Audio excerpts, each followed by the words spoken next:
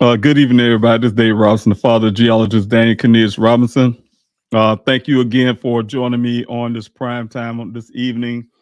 This is June the 14th, 2023. Thank you guys. Tonight I'll be talking about the mail-in protest. You guys know that's been going on for a few weeks now. It's a continual efforts to get justice in my son's case. To have my son's case moved over to the Maricopa County Sheriff's Office. Still working hard for that, you guys. Something I'm not giving up on until those things are being made. Tonight, also, we will talk about the Unity Candlelight Vigil for geologist Daniel C. Robinson. That is also for other families of the missing. I'll be talking about that as well, how you all can participate, and the importance of this Candlelight Vigil. You guys know it coming up to the 23rd is coming up to the point where my son has been missing for 2 years. I did get another tip that I was working on over a few days ago. So far, it's not fanning out to be Daniel, but it's still not giving up hope. So, you guys, the efforts are still there. We're still going to fight, try to bring Daniel home before the 23rd of this month. Every day bring me a day closer to finding my son, so I will be doing that. Also, I'm going through one. I was going to go over to the through the police report, but tonight I'm not going to do that so much. I will wait till the next Q&A. I'll wait till after. Again, you guys, I want to make sure that we're kind of staying more focused towards, Daniel, who Daniel is. So I will be talking about, like I said, the Unity Candlelight Visual. But tonight I do want to share one audio with you guys. I may share this audio of the 25th, 2 days after Daniel went missing. I do have audio where of myself talking with law enforcement, the Buckeye Police Department. After I'm just exhausted of trying to beg and plead these officers to go out to the desert to search for my son, looking for hope and trying to get the law enforcement to go out there just to go search. You guys get this helicopter out there in that desert. Of course, you guys know they denied the flight. And also, this recording will show you guys where my questions was to law enforcement, who in turn told me that they was not actively searching for Daniel. Only thing they was concerned about having them on the missing person report, and also the NIC or number they have there in case Daniel get pulled over. Of course, I also would know he's been reported missing. But outside of that, there was no active search for Daniel. There was no plans for a helicopter search. So those things are consistent with everything I've been said at the beginning. Law enforcement Buckeye decided to release reports and things, and I'm going to start releasing some of mine. So you guys, also, I just wanted to make sure you guys are doing well. So of course, while we're talking this evening, I want to start off, you guys, if I could. If you guys are here right now, hear my voice, please, when I come back from the starting this session, this live stream, I want to see some of the things in the chat. You guys tell me how you're doing. I asked before, just say, hey, I'm doing well. How your day going? Or whatever you want to say. I really am concerned about you guys. How do you feeling? I'm doing okay. My family's doing okay. Of course, we're having our challenges, other challenges in the family as well, as Daniel been missing. But we're making it through. So I see you guys on the other end. Thank you so much for coming in.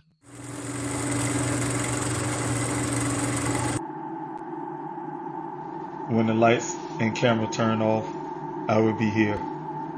When the interest and conversation fade, I will be here. When there's no one around, a father will do anything it takes to be there for his son, to protect his family.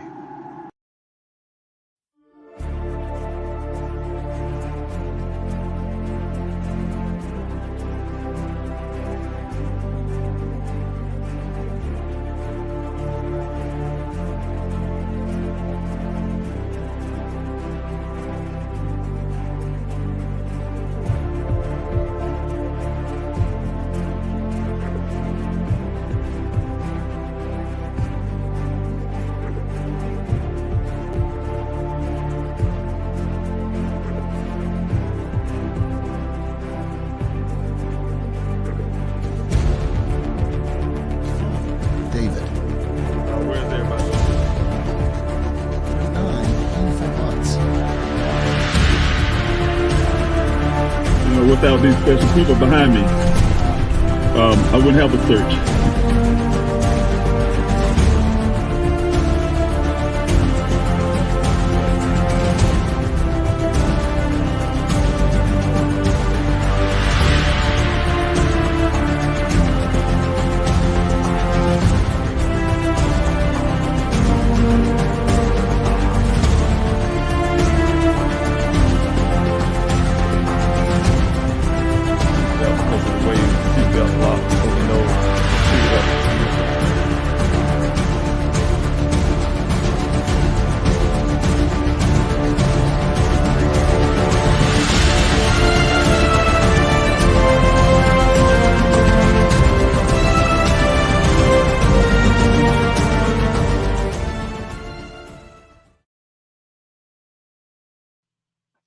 Thank you again, everybody, for coming in this evening. David Robinson, the father of geologist Daniel C. Robinson, my son Daniel, a geologist that graduated from the College of Charleston in Charleston, South Carolina. My son graduated with honors. My son took his degree and landed out in Phoenix, Arizona, where he wanted to start his career in life. When he wanted to spread his wings, leaving the bird nest of his father and his mother in South Carolina to branch out on his own. And Daniel was doing very well for himself. So you guys, on June 23rd, 2021, after he's been working with a company called Matrix New World, also called Matrix Southwest Groundwater, an engineering company that hired him as a field geologist, also called a hydrogeologist. On that date, he went missing. He was assigned to two well sites to go to that day, and you guys who have been following the story know what happened from that point. He made it out, according to the only person that was out at this well site, the second well site, waiting on him. According to him, Daniel met him on the side of the road. They had a brief conversation. That was one stop. And then he followed this guy, Ken is his name, into the desert, 1 mile north, west, 2 miles north, to get to this well site. That's the second stop. And he said he made it at that well stop around 9 o'clock that morning. And Daniel had a conversation with him for about almost 15 minutes before Daniel waved that off to him and drove off, never to be seen again. As you guys know, according to Dane's phone record, he called Ken at 9:28 after the 9:15 mark. But we don't know what happened from that point. According to the Buckeye Police Department, they utilize the Mile IQ app. You guys know that I have a disagreement with that based on information I got from the owner of the app and also the spreadsheet that I also have. Um, but nevertheless, he said the cell phone ended up in the ravine at 10 o'clock, roughly 10 o'clock, 10:08, I believe, or something like that, they say. And so we're going to have to, from that point, try to figure out what happened between 9:15, 9:28, when Daniel called, and 10 o'clock when they claimed this phone was in this ravine.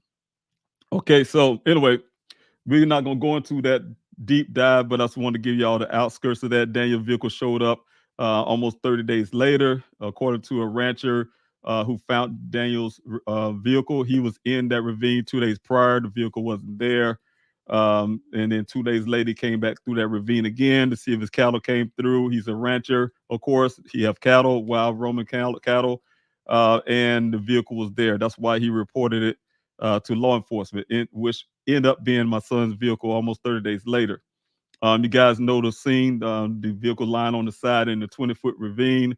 And if the vehicle was there at 10 o'clock that morning, and the first accident happened around 1, according to the data of the vehicle itself, around 1 o'clock. It took 3 hours for that vehicle to come from the top of that ravine down to the bottom. Nevertheless, it turned over to its side, you guys, and there was clothing 3 feet away from that vehicle that law enforcement said belongs to Daniel, something that the family we do not recognize, but nevertheless, they saying that Daniel's clothing was in the pile.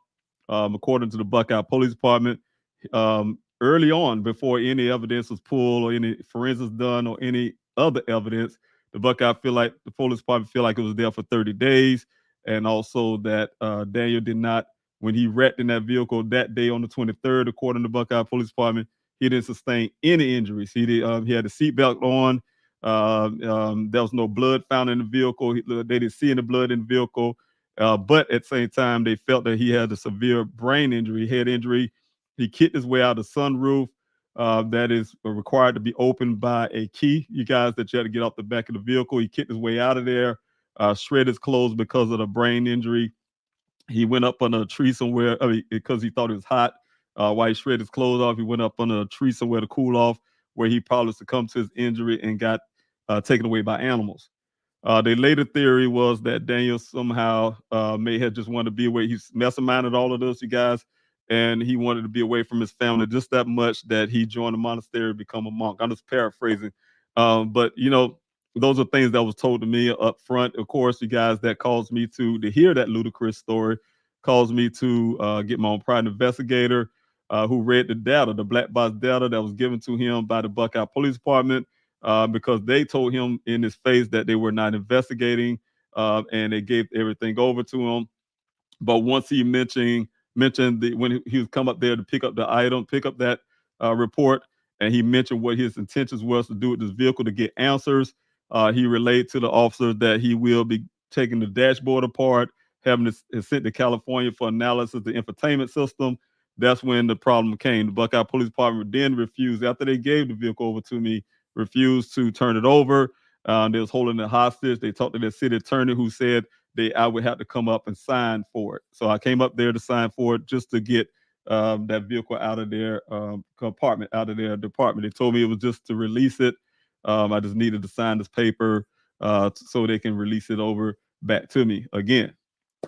So those things is so that's where we're at right now, you guys. It's been almost 2 years, like I said, coming up on the 23rd, that Daniel has been missing. I've been actively searching for him from day one. You guys will hear the recording that I have today, how painful it was. This was on almost, it's 3 days, almost over 24, over 48 hours later after Daniel went missing. I was in total pain, you guys, traveling, trying to stay at a hotel to rest and try to deal with law enforcement at the same time as I was headed up to Arizona. They first told me they wasn't going to send a helicopter search. Of course, I've been fighting that whole entire day trying to get them to do so. And that evening, I called again, and this is where the recording come from, when I was out and talking to the officer again. I've been calling all day, you guys. Called at night, and there was a new officer answered the phone. Of course, was taking over from that point, and he gave me some information that you guys should know. Again, it goes back to the story I've been telling you guys at the beginning. There was no search for Daniel, on outside of the fact that even I have the Officer Cruz, you guys. Y'all will hear a lot of stuff later. I'm gonna start releasing some things to you guys.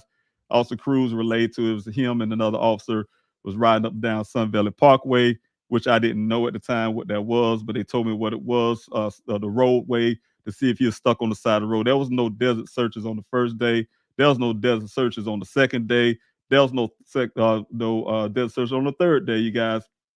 And what I'm saying is, this also would tell you guys he's the night shift officer. All the officers, Officer Cruz and the rest of those guys, Haley, that I've spoken to, that's not even in the report for whatever reason. They told me about this canceled flight. They took off, went home, and only to my auntie, when I made it near Phoenix, near the 26th of June.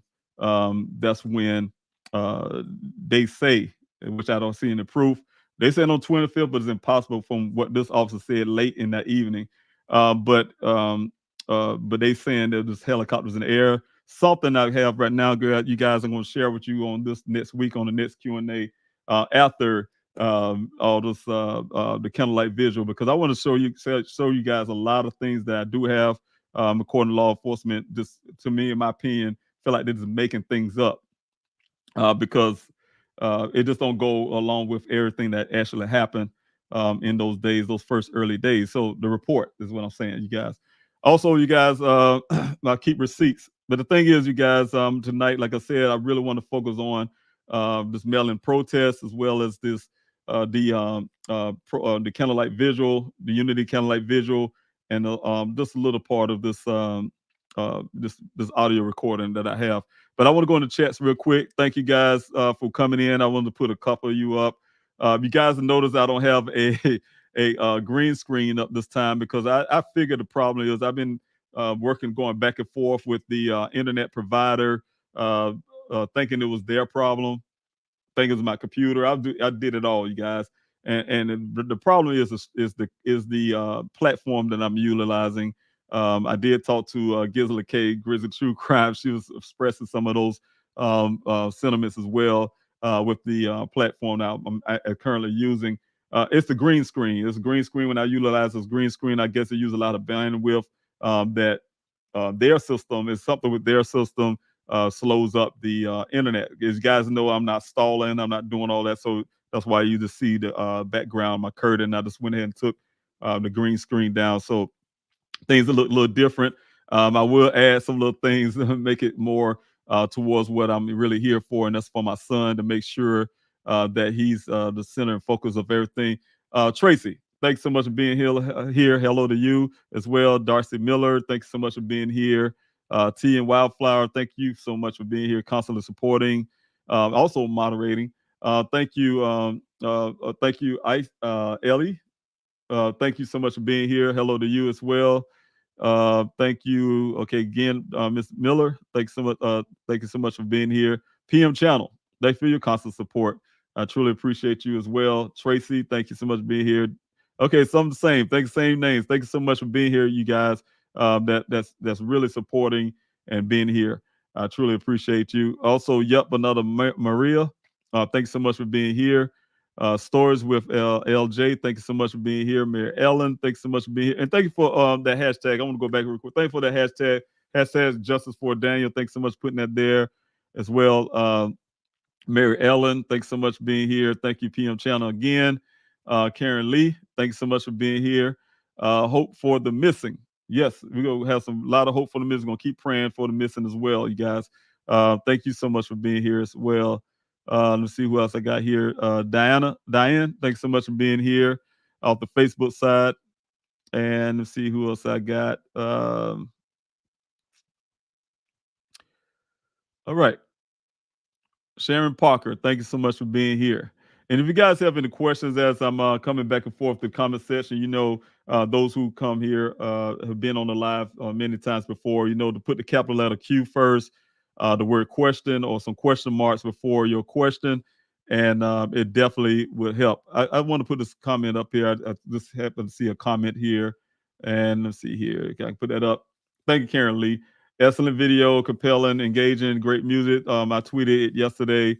Find Daniel Robinson. Thank you so much for that. Yes, I wanted to put something together that kind of throws in the efforts as well as putting Daniel there as the reason why we're here in the first place is to find him. So definitely wanted to do something different, and also I wanted to reflect that this is a movement to help all families. Saying one thing for sure, you guys, you will hear on the audio as well, the pain that families go through at the just learning that their loved one is missing, and you just don't know what to do, those type things. So I also wanted something that will reflect this channel. This channel is also to help other families and have other families come on, eventually more families to come on, and to be able to share their stories, have a place they can share their stories, and also have a place to get it out there. You know what I'm saying? Because I'm telling you, it's very hard, as I keep saying over and over again, to keep a story alive out there, you guys. First of all, some people don't even get their stories heard in the first place, but to have it heard and then to keep it heard is hard. You know what I'm saying? If you get what I'm saying, you guys, the local news media may pick up a story, say, hey, this person's missing. And then after something else happened, somebody stumped their toe or something on some celebrity or something. And that'll just change the whole narrative. And then that story just kind of get buried under everything else. It disappears. And that's the problem because, as long as there's an active story out there of a missing loved one, law enforcement tend to act upon that case, right? get a little more action. And people start being more engaged, start asking questions, start calling law enforcement, say, hey, what about this case? What about this person? Have y'all found this person? And not just the family doing it, but it's also those out there in the community, and because they're engaging, it's important. It's important to keep the story there, and also because you guys is also reaches out to people or persons that may know something about what happened to this person, or why they are missing, etc. And that'll help with law enforcement and the family. So it's always encouraging when people are sharing these stories. Like I said, because it helps other families. We can't do it all. We can't get on every platform and do it. We can't reach every person by ourselves. We might not even be popular. May never even have a social media page in the first place. And some people have thousands of followers, and some have only 10 or something. But you're trying to reach that one person. But we need people who have many followers, and share those stories so they can share the story and just keep going and going and growing. So thank you so much, Karen, for being here. Let's see who else I have here. Swans, thank you so much for being here. Um, Thank you from South Korea. Thank you so much for being here. I truly appreciate you coming out and joining in. Thank you so much. God bless you. I don't know what the time difference is there, but thank you so much.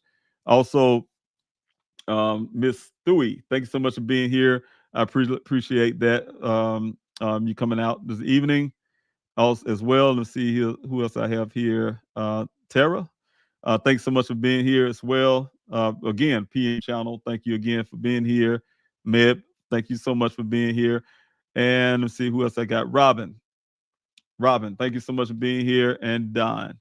All right. Thank you, everybody. Thank you, everybody, for being here. So I want to go straight to what I really wanted to get here. Like I said, again, you guys, and there's a couple of things that I have.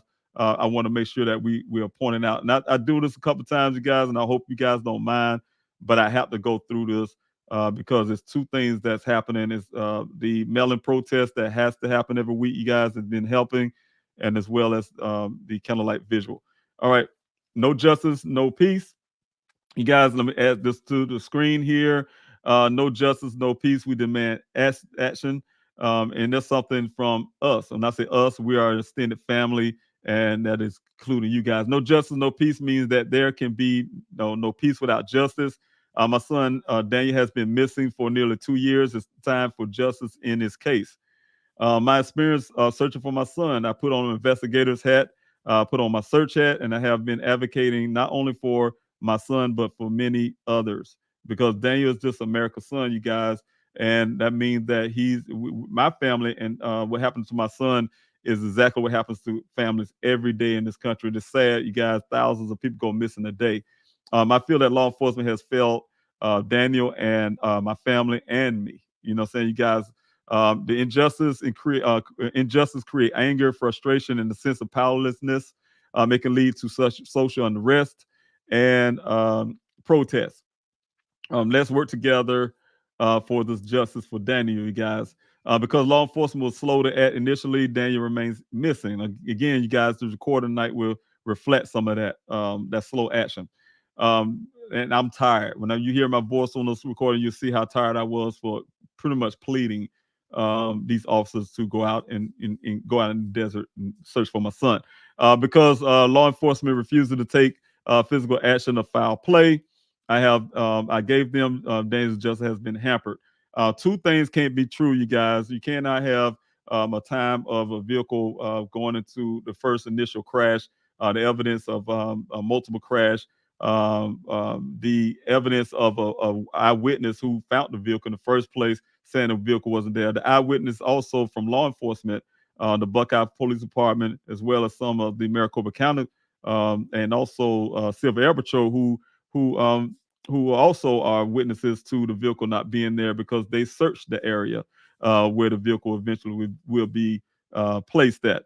So all these things can be true, and then the Mal saying it was there at 10 o'clock, where the phone was there in that crash site at 10 something in the morning. Something I'm definitely going to look into, guys. But all these things can't be true at one time. So again, because law enforcement refuses to take physical evidence, and you guys gonna find out why this is still true. Physical evidence of foul play I gave them, Daniel's justice have been hampered. So those things are something that also been looked into. I have a solution to this problem. I'm demanding that the Buckeye Police Department release my son's case into outside agency that will bring results. Since my son went missing, the Buckeye Police Department has not found anything to bring us close. They just found us something, you guys, they put in this new report that raises more questions, you guys. Like I said, all those things can't be true simultaneously, right? Then at the end of the day, where's my son? They have found nothing. They found all the things that they were trying to throw, in my opinion, throw away from the case. Oh, he might have some little depression going on. Oh, he, or oh, the vehicle must have been there for 30. You know what I'm saying? Where's my son? You guys, that's what we're looking for. We don't look for the drama. I'm not looking for what Mr. McGrath thinks about me, or what this person said, and I mean, I'm not here to read a novel from the police department, you guys. I'm here to find out what happened to my son. Since my son went missing, the Buckeye Police Department has not found anything to bring us closer to answers. They do not have available cell phone pings. You hear about IQ apps, you don't hear the word pings, you guys, because they'll be also falsifying. Or traffic cameras. And and it takes a warrant. They're claiming to get cell phone pings, and they're refusing to make my son case possible criminal case with the evidence of foul play, you guys. Also, no, they do have locations that come from the Uconnect. They talk about this app, but they somehow magically claim that this Uconnect gave off zero grids. There's no camera footages, though. You guys, if you go around Arizona and get a speeding ticket in the mail because of cameras that capture you running that light, or if you robbed a bank and they got these cameras track you back to your own residence and things like that. So I don't believe that. Everything that can help in finding Daniel seems to be conveniently blocked by the Buckeye Police Department. Now they are blocking other agencies that may be able to help. I've been asking for the FBI, you guys, early on. Sent a striking letter to Chief Hall, you guys, explaining how my son was missing in the crime scene. We found human remains out there, skull near where the vehicle was located as well. We found that crimes that happened. We found my searches also. We solved a case for the Maricopa County, looking for a missing vehicle that we was able to locate, and hopefully it got back to the rightful owners. For instance, so there's a lot of crimes been happening in the area. My son was missing in the crime scene, and also with the human remains around, and also the crime scene of a stage event. Um, I wanted the FBI, and it was on or in very close proximity to federal lands, BLM lands. I was asking for the FBI to come in. You guys know what happened with that. My attorney immediately asked that we be a part of that meeting, or I'd just be a part, and they ignored that, the response back, and had a secret meeting telling me that the FBI felt that I was doing such a great job on my own that they needed to come in. Very hard for me and my family to take. Took me a lot of work. I had to go to the Justice Department, have meetings, a lunch with Justice Department members, as well as some other folks, just to finally get some movement that we got going. There's a lot of things in the background I'll be sharing with you guys too, as well. My efforts into for my son, and my team as well. They was by my side. You guys know them as the A team, by my side when we were going to various meetings with officials to get things in the background rolling. But the thing is, you guys, what I'm saying is that the FBI was refused in this case. I don't know what the Buckeye Department, in my opinion, lied to them about, but they would not jump in on the case at the time. It's since been a shift change, in a sense, what I like to call it, with the FBI, the field office in Phoenix. They had a new higher up. Thank God for that. And all of a sudden, now I'm hearing that the FBI supposedly be looking at the Daniel case, which I don't really believe, for the Buckeye Police Department. And the reason why, you guys, because I think it'll be a courtesy for the FBI to reach out to me if they were indeed looking into my son's case. Reach out to me directly, because I'm the father who's been working hard, vigorously, for almost 2 years out in the desert. It would be an insult to me, as a father, for the FBI to be mingling around in the case and they not have said anything to me at all. So I don't believe, they said it one time before, the Buckeye Police Department. I don't believe them the second time. So you guys, and the first time you guys it was a lie, and this time I really wouldn't really bank on the FBI is actually really in this case. Everything that can help find Daniel seems to be conveniently blocked by the Buckeye Police Department. Now they are blocking other agencies that can be able to help. We will fight to change this outcome. What we can do, we can peacefully protest in two forms, you guys. I created a mail-in protest to target departments' attention to get their attention. Next, we will protest at their departments. I need you to join us and invite families and friends. This is a grassroots effort. There is power in the people. I'm telling you something, guys. If you can imagine that if everybody was to stop because of what law enforcement may write in a report, and they say, hey, that's all we can do. We did blah blah blah blah blah blah blah, and they say they throw in the towel, say, well, ain't nothing else we can do, right? I mean, it's no end of story, you guys. People don't just disappear. No, they can get answers if they want to. So that to me, it's impossible for law enforcement to say this is it and that's all I can do. No, it's more that you can do, you guys. There's so much more that I'm doing. So if I know I'm doing, I got answers. For instance, got some stuff I was checking into a few days ago. I'm looking at law in my head. I'm looking at where are they? Where are they? What they looking for? What they're finding? What you're really doing? Because if you're really doing what I'm thinking, you'll have some of those same answers I'm getting right now, right? And so there's always answers out there.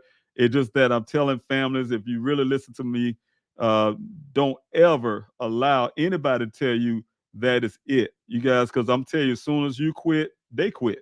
As soon as people in the community who you're engaging, as soon as they lose interest, fall off, then law enforcement lose interest and fall off. You guys, I'm telling you guys, that's why I need you guys desperately to continue the efforts that I'm asking you guys. Is a method to the madness. I keep saying it over and over again. When I ask you guys, can you please send in them letters, regardless of what you hear or what you whatever to send those letters in. Go to pleasehelpfinddaniel.com. Send those letters in every week. I don't care if it's ridiculous. I know you did it before. Just keep doing it over and over and over again. Make it easier for yourself. Like that's why I try to say sometimes, you guys, if it's possible, if you want to send in bulk mail, because that's what I'm trying to get in these departments. You don't necessarily have to put a return address if you don't like. And the reason why I said I'm trying to find ways to make it easy for somebody to say, hey, I can print this out, put a stamp on it, put an envelope, put their address on it, and just send it, right? Because you don't know if you want a whole bunch of mail coming back to you or not. But if you don't mind that, that's fine too. But that's writing an extra address or something. I'm just trying to find ways to make it easier. And because I'm very thoughtful when it comes to me asking people for things. I'm a father, and I'm trying to find my son, and I need your help. And that's the reason why I'm asking you guys, if you can, please just encourage others to do the same. Write these letters. Go to pleasehelpfinddaniel.com and go on there and see that mail-in protest. That mail-in protest, you see it under the Unity Candlelight Visual information and how you can mail those off. You can print those PDFs off, and if you guys can, please put a stamp on the envelope and send us off to those addresses. Just keep sending. Just keep sending. Whenever you have free time, you have free money. In a sense, I hate to say it that way because I know it costs for a stamp. I know it costs for envelopes. I know it costs even for your time. Um, but I'm asking you guys if you can, if that's one way you want to donate, for instance, that'll be a good way to donate is to get a book of stamps, some envelopes, and a print paper or whatever, and print those things out and send them to these addresses because I really need a bunch of them going in at one time because I'm doing things in the background. I'm gearing up for what's going to happen after the 23rd.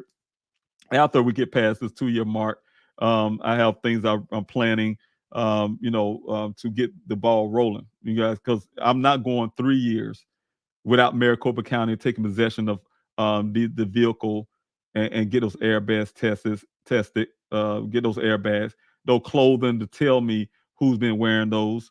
All the airbags, when I say all the airbags, if somebody was in the passenger seat holding my son up, you don't know.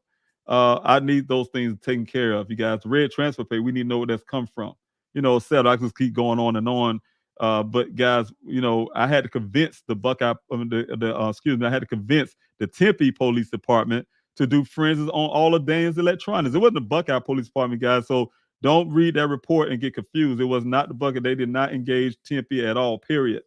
I engaged Tempe with my team. We sat down with Mayor Woods of Tempe, Tempe Mayor Woods, along with at the time Chief Glover. He's now with DPS, and also Chief Anderson.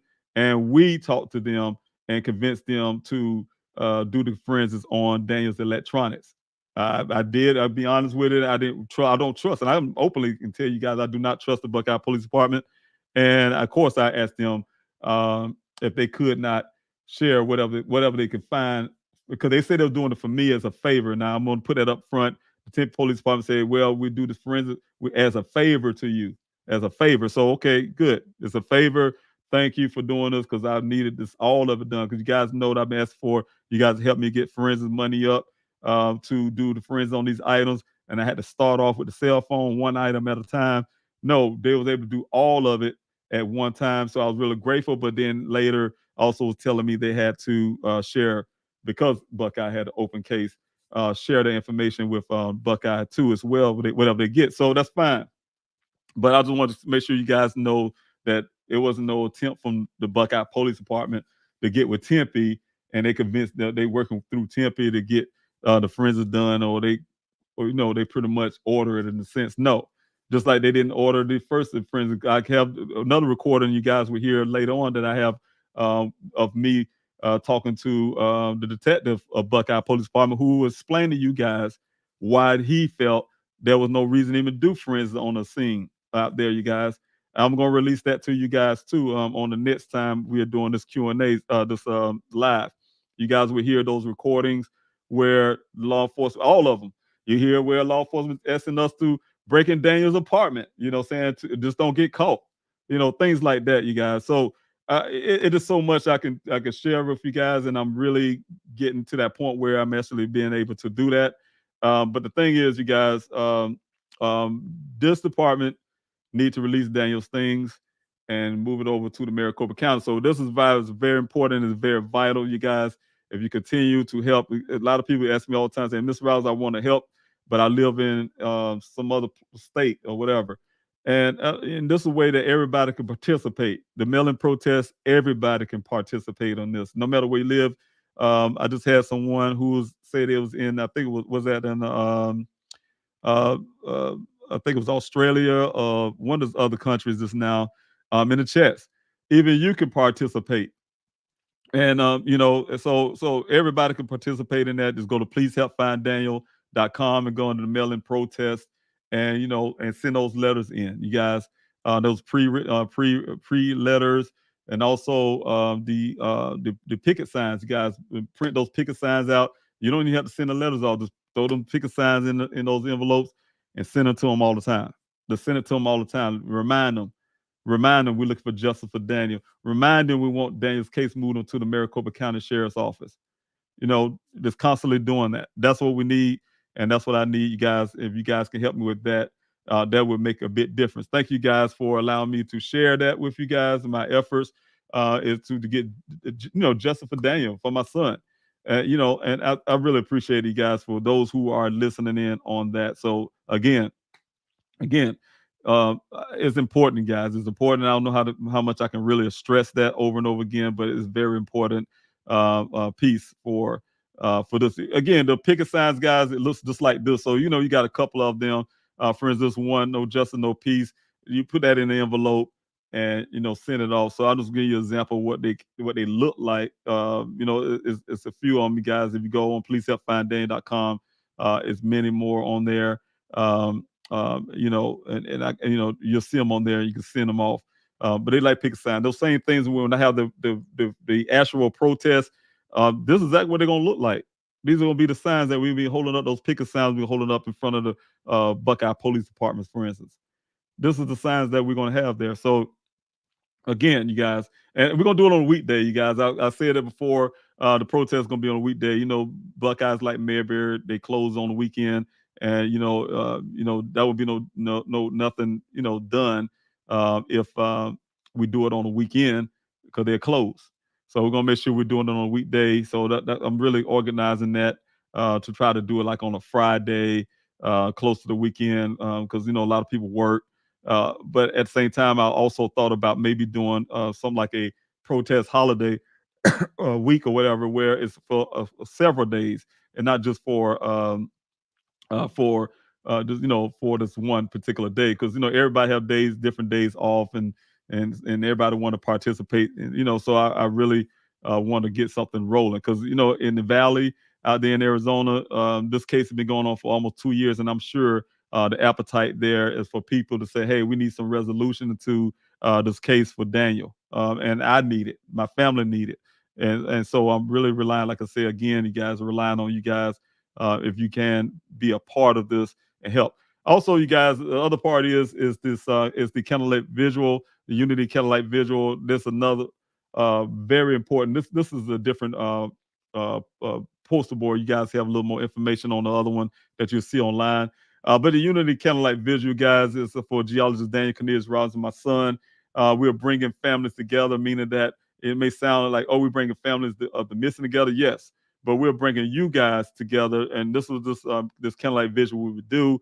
It will bring you guys together to the family, like my family of the missing, and bring you guys, bringing families together to help us share our loved one's story, help us get our story out there. So this whole effort that I've been doing for my son has been reliant on information being put out into the public. The first thing I did was started the pleasehelpfinddaniel.com. The second thing I did is started the searchfordaniel.org, along with another gentleman, and they function in two different things. One's for the search, of course, searchfordaniel.org, and then the other one, Please Help Find Daniel, was the first initial website.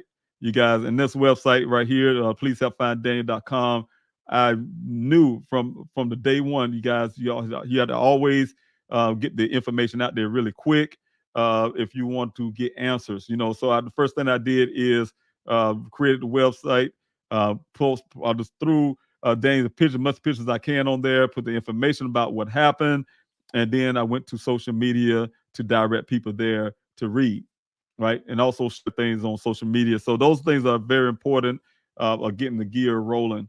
And so if you're a family right now that have a missing loved one and hearing this, please do that. That is one of the things you need to do. Bring some humanity to your loved one. Get the pictures and throw them up there on your website that you create, you guys, and also your social media. I started social media page. Please help find Daniel, and I was begging the community. That's where Please Help Find Daniel come from.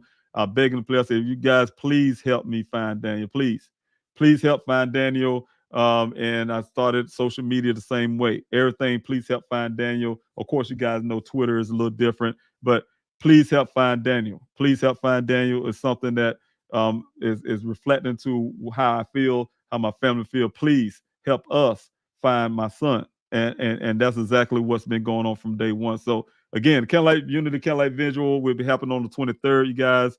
All I'm asking you guys to do is, if you can, light a candle at sunset, no matter where you're at. If you're in another country, or anywhere in the state, East Coast, West Coast, Midwest, Central, Mountain Time, you guys light a candle at sunset. And what I will be doing as well to add to that is I will have two lives, almost like I'm doing tonight.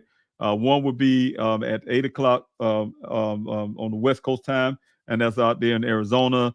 For instance, Mountain Time, Pacific Time, 8 o'clock p.m. I'll be doing the live. Hopefully, I have been talking to Mr. Petito. He will be one of the guests on one of the lives, as well as I'm reaching out to other families to have them on, of course. And then the second one, the live will be at 8. Well, both of them going to be almost like a first, but it's going to be for 8:30 p.m.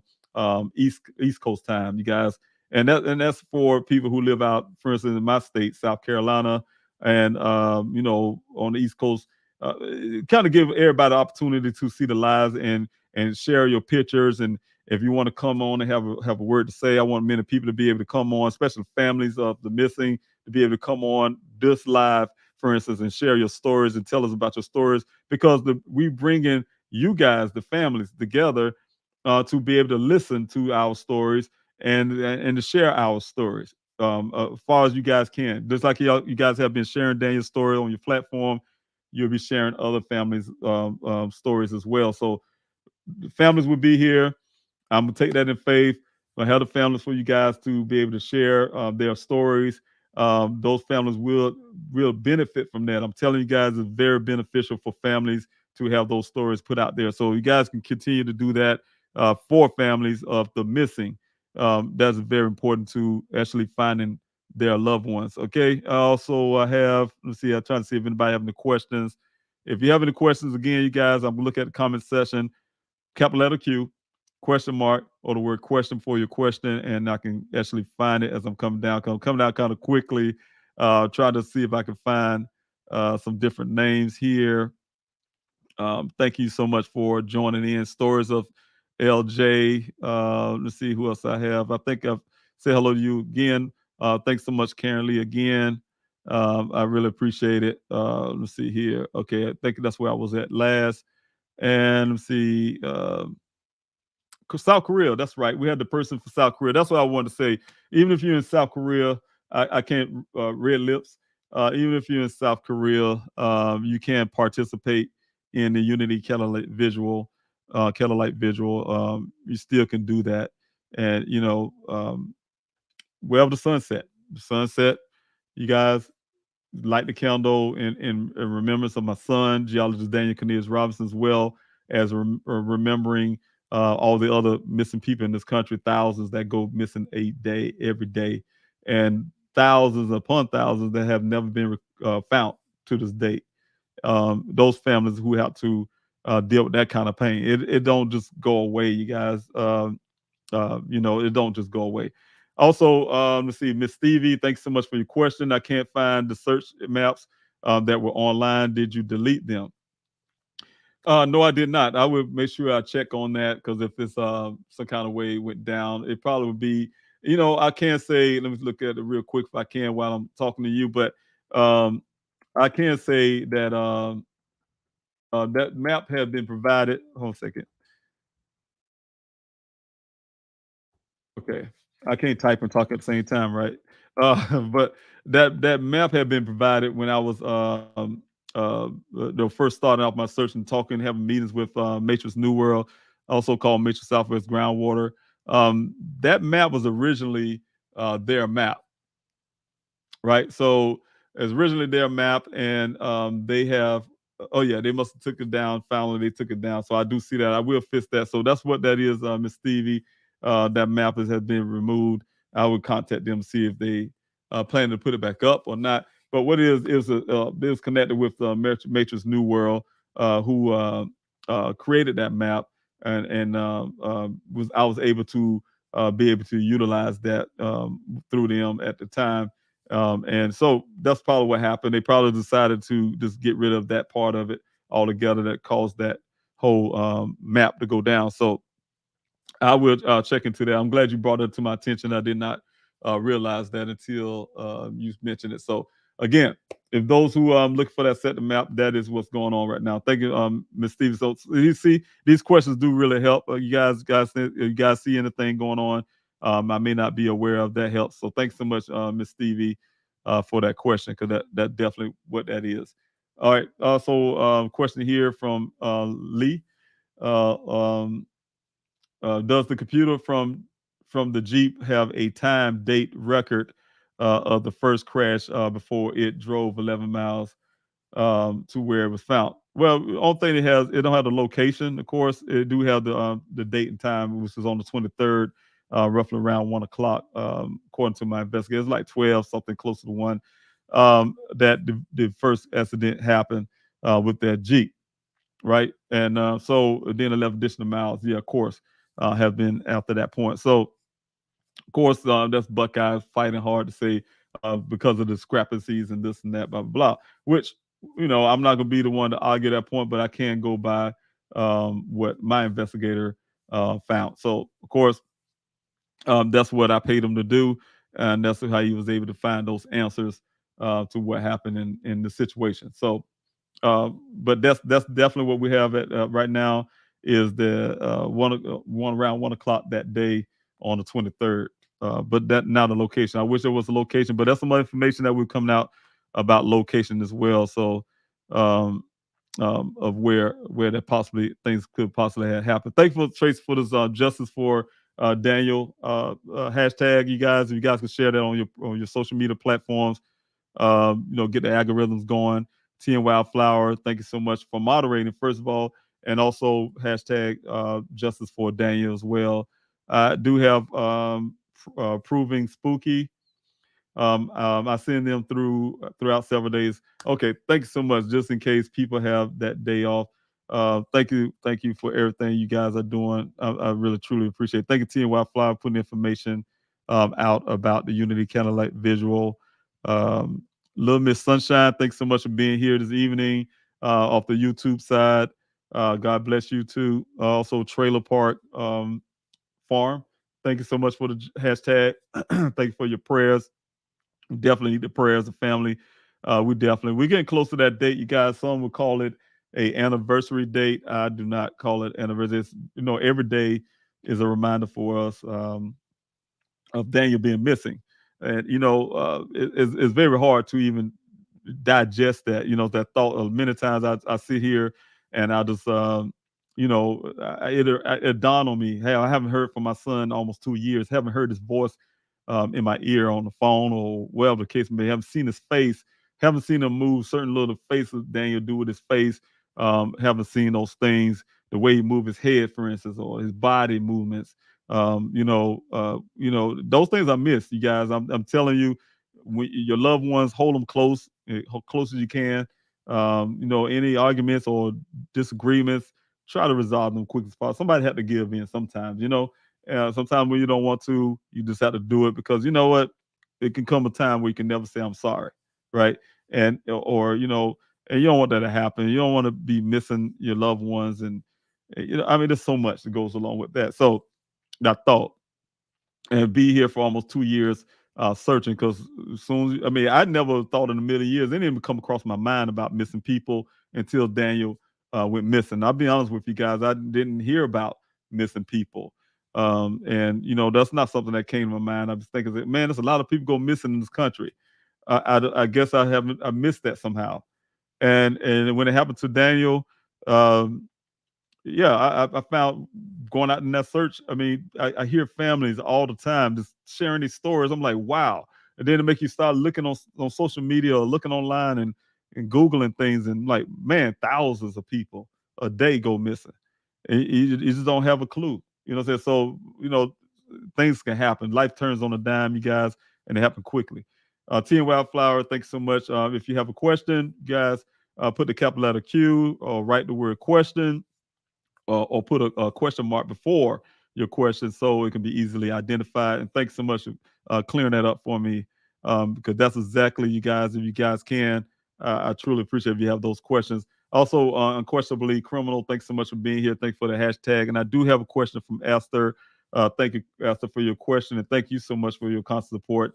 Have you been able to view any footage from the Shell gas station? Only thing I have gotten from the Buckeye Police Department, they early on they changed so much stuff. They say they had these video footage, and then they end up giving you these pictures like they did at the Waffle House.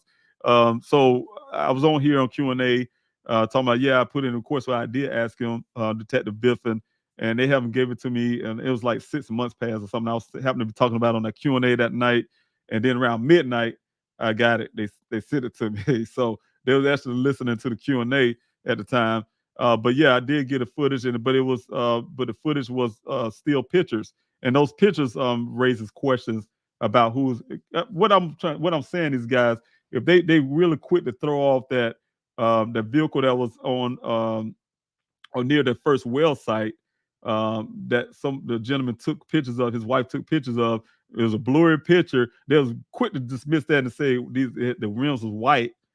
Gwen, first of all, you guys, when have you ever seen white rims on a SUV? Ever, never, ever, never.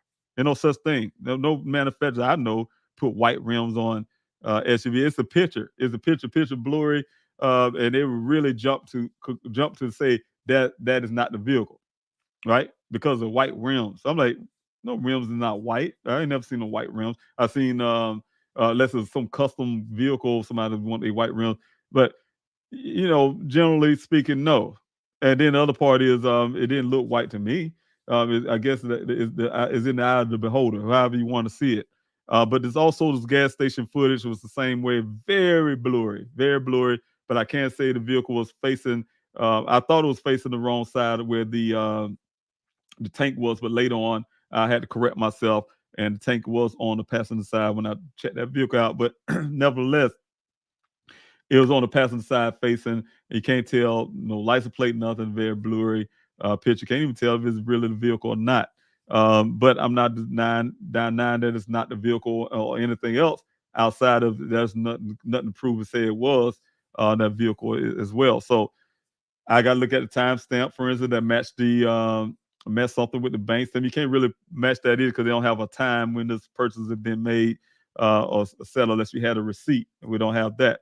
So that type stuff. So you guys, it's really hard to say about that. But yes, there was some footage is supposed to be. They say they had video, and then when I asked them, say, well, give me a copy of the video, they gave me a copy of still pictures. Say they only got pictures. I'm like, that don't sound right. Just like to say about the Waffle House. But that's all I have, Esther. Also, I have a question from Unquestionably Criminal. What can we do to help in the search for Daniel? Yes, this mail-in protest is one of the biggest things right now. The phone calls, you guys.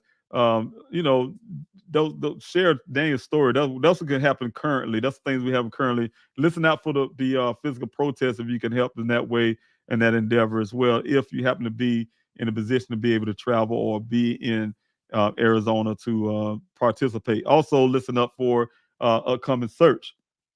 I did talk to Howard Hughes Corporation, who's able to again extend their welcome to another search out there, you guys in that area to go through their property in a sense just to get in these areas that I want to search. And there's one, you know, people say, well, what else it is to search out there? You know, if you guys have been to the searches, you understand that it's some areas that even in our best efforts, we have to miss something. We have something we did last time, guys. We just need to complete that little section, and as well as another section that would kind of help me rule out that Daniel's out there in that desert. It kind of, when I say kind of, we did everything we can, and most likely he's not. Because there's a small chance that something may have been missed, or we just didn't get this area, the spot, and that always bothers my mind. But the general area where this whole drama, the story took place or whatever, we can comfortably say Daniel's not there. That's what I'm pushing for to rule that out. So, but also there would be a specialized search, unquestionably criminal, a specialized search. I did before. I have an area that I need to go look into again. You guys, and you know that really is something that goes along my investigation. I don't know what the police department is doing, but my investigation is so much more to the story of Daniel. Sometimes things sometimes lead to other things as well, but it's definitely more to the story, to what happened to my son, or just the what's the word I want to use, the motive to what could have happened and reasons why. So again, thank you so much for the question, unquestionably criminal. Also, thank you, the Red Stiletto. Thanks so much for your comment. I pray the Lord points you in the right direction that will lead you to Daniel. I really appreciate that, and I do too as well. I'm always praying, and I know God will, you know, put us in right that put me and my family in the right direction. Diane, thanks so much for being here. I'll never give up. You're right. Thanks so much for your prayers. Also, Michelle, thanks for your question. She have a question here. I also have a question coming up from Jane. You guys, was seen at the Waffle House the day before he went missing, and he was wearing a blue polo shirt. Do you have this shirt in your possession? No, I do not. You know, I don't know if I do or not. I say it like that. The reason why I say I don't know if I do or not, because Daniel have a lot of things in storage. You know, maybe he took it off and threw it in a dirty clothes hamper or something. We got it or he washed it. I don't know. But when we packed up his place, it possibly can be um, in his clothing items. I'm not sure. You know, so I didn't inventory that at all. I don't think his siblings did when they went and helped pack the last little bits of those things up. Um, I don't know. I don't know if it's in our possession or not, but I can say the clothing that was out on ground out there. Nobody identified as family member. So how Buckeye knows Daniel's clothing without testing it, I don't know. Well, it's his clothing in a pile of that's their story. So there's nothing to say that was true. That's just them with their mouth, their opinions. Also, Jane Doe, thanks so much for your question. Someone asked in another channel, did Daniel have a prosthetic? He when he was a kid, but as an adult, no. Daniel, when I say a kid, he was a really small kid then. He also had one for high school that he rarely ever used. But Daniel, no, he prefers not to have those. He like to be who he is as a person. I think, to be honest with you, I think it's very restrictive to him and the way he expresses himself with that. So, of course, he probably most likely wouldn't have one now. So, but then before he went missing and things, no, I haven't seen Daniel wear prosthesis for years. In his college years, all the way up until him going missing. Let's see here. Any more questions, you guys? I will share this audio real quick with you guys. I'm gonna go ahead and see something here. Thank you, T and Wildflower, putting this up. In the meantime, yeah, I do have this audio I will share with you guys. And what I want to explain to you, first of all, you guys, this is a recording of myself um, talking on the phone when I had to call the Buckeye Police Department to after I was tired, you guys. I was tired. Here it is over 48 hours. Um, I was tired of, I got started traveling, and I'm tired and um, trying to call back and forth and asking them, Officer Cruz as well as Officer Haley, did they get anybody to authorize the search? Because they canceled it. Hey, I know nobody can do it by blah. I told y'all guys that the next day, Officer Haley told me that um, it was unauthorized. The officer told me that it was unauthorized, the morning officer. And so the thing is, there wasn't a search done. There wasn't a search put out there for Daniel. Helicopter search that was. Nobody went out in the desert looking like they said they did and all the stuff, because I literally was on the phone with them. The thing with law enforcement, with Buckeye at the time, is that he's a grown man. They felt if he want to disappear on his own, he can, and they approach it that way. They put him on the NIC, as I may say that thing wrong, but you guys know I'm talking about the national data base thing. They claim it, and to be honest with you, it don't go along with the uh, information we have online. You guys, if you look at the date when they actually put them in and those things, and you be like, that's questionable. But we'll go back to that some other time. But according to the recording, he claimed that he was on this database, right? But that was the biggest.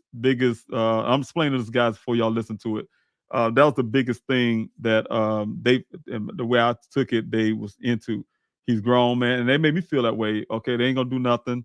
He's a grown man, and all thing we could do is put him in a system. And if he's riding his vehicle and he gets stopped, we pull him over. No matter where in this country, they'll say, "Hey, your family looking for you," and that's it. They didn't listen to or holding heart um, me begging and pleading them the whole entire night. Officer Cruz, I thought, to be honest with you, I thought Officer Cruz was wonderful at the time, because I mean I still was not saying nothing bad, because I thought of him actually going to look out there for Daniel in a sense, right? Until I found out it wasn't in the desert, it was on Sun Valley Parkway, him and the other officer, up and down Sun Valley. He said in the area. In the area, when y'all see that in the report, the area is Sun Valley Parkway, not the desert itself. He told me on the call that they could not go in the desert. It's nighttime, and they would put a helicopter up. It's nighttime. So what about the morning? That's where the morning stuff came from. Then the next day came, they did not do it. And I've been calling off and on, trying to convince them to go out there and do something. They would not do it, you guys. They would not do it so long that the officer Cruz was gone. Also Haley was gone. He left at, you gonna hear this officer say he left at 3 o'clock that evening. This is late in the evening when I was talking to this officer, probably around 6, 7 o'clock at night. And those officers were gone. This time of the year, you guys, this time of the year, the officers were gone, right? He looked into the notes. He seen nothing about a helicopter flight plan or anything. So this is stuff that they write in their report, but it's contradicting what was said. That's what I'm trying to tell you guys, which I don't like, and that's the problem. They could draw this narrative as they did all this work, and how they come up with all this the stuff they claim. I don't know, but it's against what this guy said, for instance, and so so when y'all listen to this, a couple of things. I sound weird because I was in pain. I was tired, so you might could hear that in my voice. The other part is I had to part of that audio going to have a block out, and the block out is because they have my personal information, my phone, and that's another thing, you guys. This guy don't even they didn't have my number. Here I am, the father who contacted and put in a missing person report. They don't have my phone number. He said he didn't have an assistant. We had to put it in the media. That's why you can hear that little block out. If I could play that for you guys one day, whenever, this is my form of redacting it, because it has my phone number, my personal phone number, my home address in South Carolina, and I had to block that part out. So that's why you guys would not be hearing that. And then also the crazy part about it, even sticker to that, they're just now getting Daniel's home address and putting it in the system. So if he had asked me for Daniel's home address to get it in that system, how he was able to put in this report he claimed, and they say they put a report that say they're looking at on the system. I don't know. All this kind of confusing to me. But this happened on this recording happened over 48 hours later after I reported Daniel missing. Right. So nothing don't make sense with the Buckeye Police Department. It don't add up to what the report says to what actually happened. So y'all gonna constantly, especially after the 23rd, hear a series of things like that, right? So again, here we go, and I will let's see, put that in. But real quick, I want to check something out real quick. But yeah, okay, I'll put that in, and we'll go from there. But thank you guys. I really thank you guys for really having a time paying attention to this and taking the time just to listen. But I do want to share that with you guys, because you know what, there's a lot being put out with Buckeye that I don't like, and it don't add up to things that have been happening in reality. They try to paint this bleak picture about me as a father who's been out there.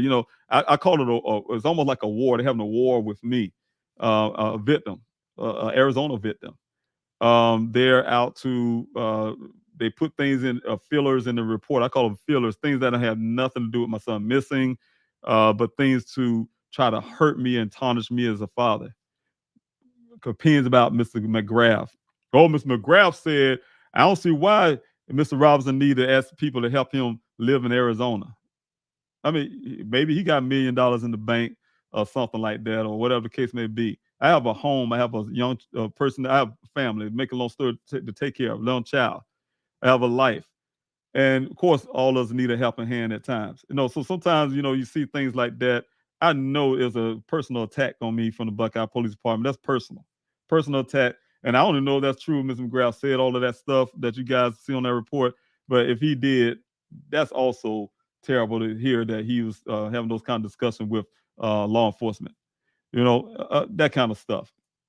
But the thing is, in putting his opinions like that. So the whole point is, you guys, what I'm saying is, all that was put in a report. Think about that, guys. All this crazy stuff that put in report that has nothing to do with my son being missing. Oh, he had a search results. He's a missing person. Y'all can't prove it was foul play or not. Who said he was the one that searched that stuff? You get what I'm saying? So the whole point is, you guys, it is throwing a narrow so they can give red meat to the public, to the news media, to run out and say, hey, look at what Buckeye found. And look at this. And they long line these officers or something. Long line, it's the same thing. They long line to make it bigger, make the report a little bigger, and say, man, they did a lot of stuff. But I'm telling you guys, I can't wait till the 23rd so I can break it down to you, and you can see what's really going on with that report. Right? So, and then they'll go along with the audio and stuff like that that contradicts everything they be saying on that report. That's what I'm saying. They put the stuff out there and they pull it off the report, offline, you guys, because they falsifies the thing, in my opinion. Because I don't know what that really means, but if you could change a whole paragraph. I heard about Mr. Farming told me they can do supplementary reports, but you don't delete, you don't change a whole paragraph. You add things to the report. You don't change the report. If you get what I'm saying, that's falsifying stuff.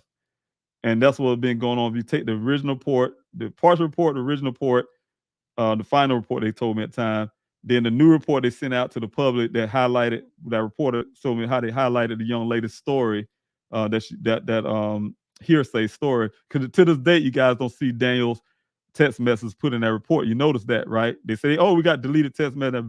Show it, show it in your report, because it's not there. They're lying because it's not in it, and not on the phone records and all that. All the stuff they claim it don't add up. You look at her stuff and that don't add up because they know that. And then so they keep adding these things in, guys, adding these things in. I'm saying just gotta look at just to fill that report up and say we did this, that, blah, blah, blah, blah. This makes sense. It's a defend me. They on the defend me mode. Defend myself, not look for Daniel. Defend myself mode. And I get it. I did a lot of phone calls. I mean, anybody can do phone calls and talk to people on the phone. Oh, I talked to this worker. I talked to this person. I talked to a lot of people too, you guys. If I put everybody I talked to about my son case, I'm sure it'll be a lot longer list of people I talked to. I mean, so what?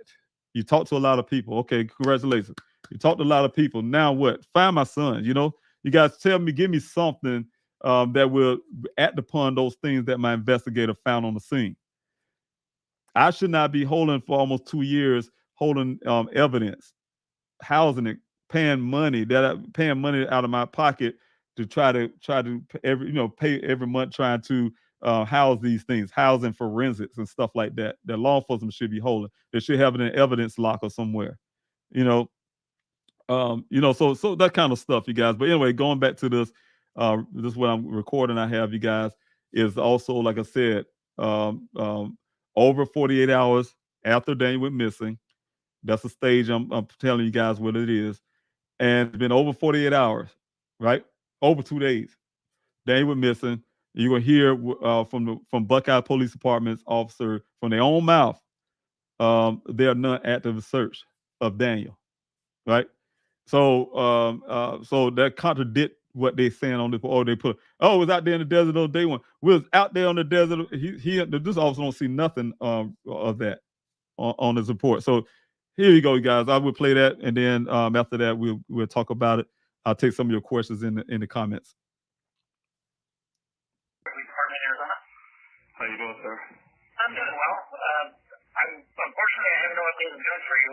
He's been entered as missing still. And there's no new findings since. Was there yesterday? Yes. No. Do you have any other new information, or? No, not at this time. Okay. Has anybody been trying to get hold of him? Yes, we've been still trying to get in touch with him. By phone? Yes, and it's going straight to voicemail, so. Okay, yeah. Unfortunately, we don't have anything new. I wish I had something to tell you, but like I said, he's been entered in the system. But if any officers make contact with him, then they would be alerted. So. Okay, what's y'all plan? What's the way they're doing it? Still out looking for him, or? Not actively. Except they put a missing person out on him, and I believe there's a vehicle already. Is there a Renegade or something like that? Yes, it is.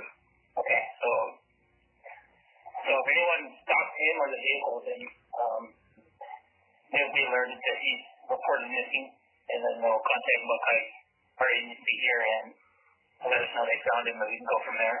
But until somebody makes contact with him, that's pretty much where we're standing now.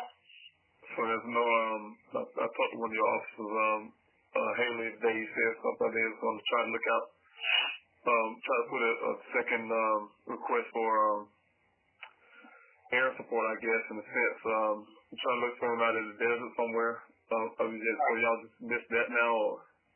I didn't know of any of that. He went home at about 3:30 this afternoon. I didn't hear him mention anything about. What time did you call it in? Did you call in at 10 today? Yeah, I've been talking since his missing. I talked to Officer Cruz and then also to Officer Haley. Okay. Unfortunately, neither one of them are here. Cruz went home earlier, and so did Haley. So, I mean, I don't see anything in the notes I just read the report from yesterday because it was on. Yeah, pretty much all I have to go off of. Okay. Where was the last scene? Over in the new construction area? Is that what they're saying? Yes. Okay. And you're the contractor? Yeah, well, he works with, I forgot the name of the company there, but, yeah, he's, pretty much that way, yes. All right, sure. They said, I think, let me see if we have the information down below. 1 second.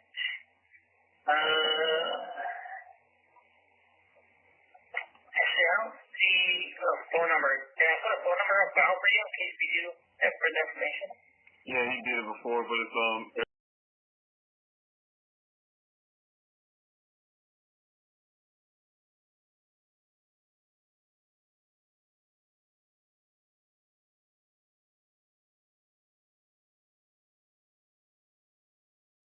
So his information is on there, and he is actively reported as missing. And then make sure I got the vehicle.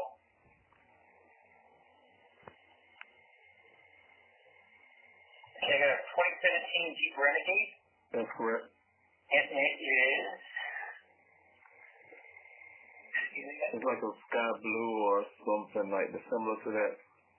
Like a light blue? Right, like a grayish light blue or something. Okay, yeah, they just put it in there, light blue. Okay. And then, okay, yeah, we got all the license and everything. So everything's up to date. Like I said, we're just waiting for someone to contact them. I just need some, advisement. Is there where I can, talk to your local news out there and see if they can put something on, some people can look for, like, people out in the street somewhere? Yeah, I know our, public information officer. I know once a person's missing for, a given amount of time, I'm not sure what the time frame is.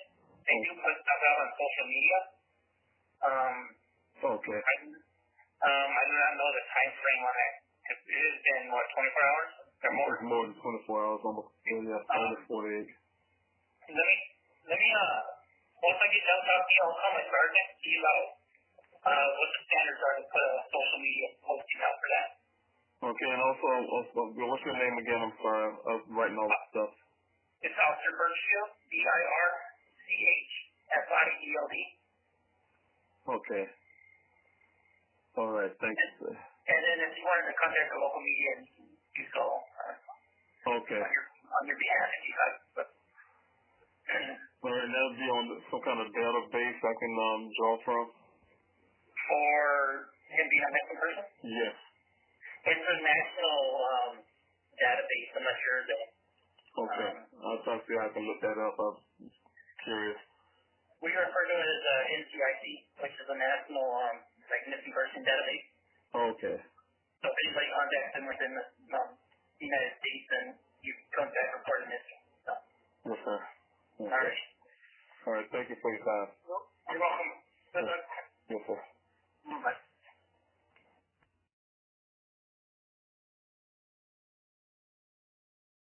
Okay, everybody.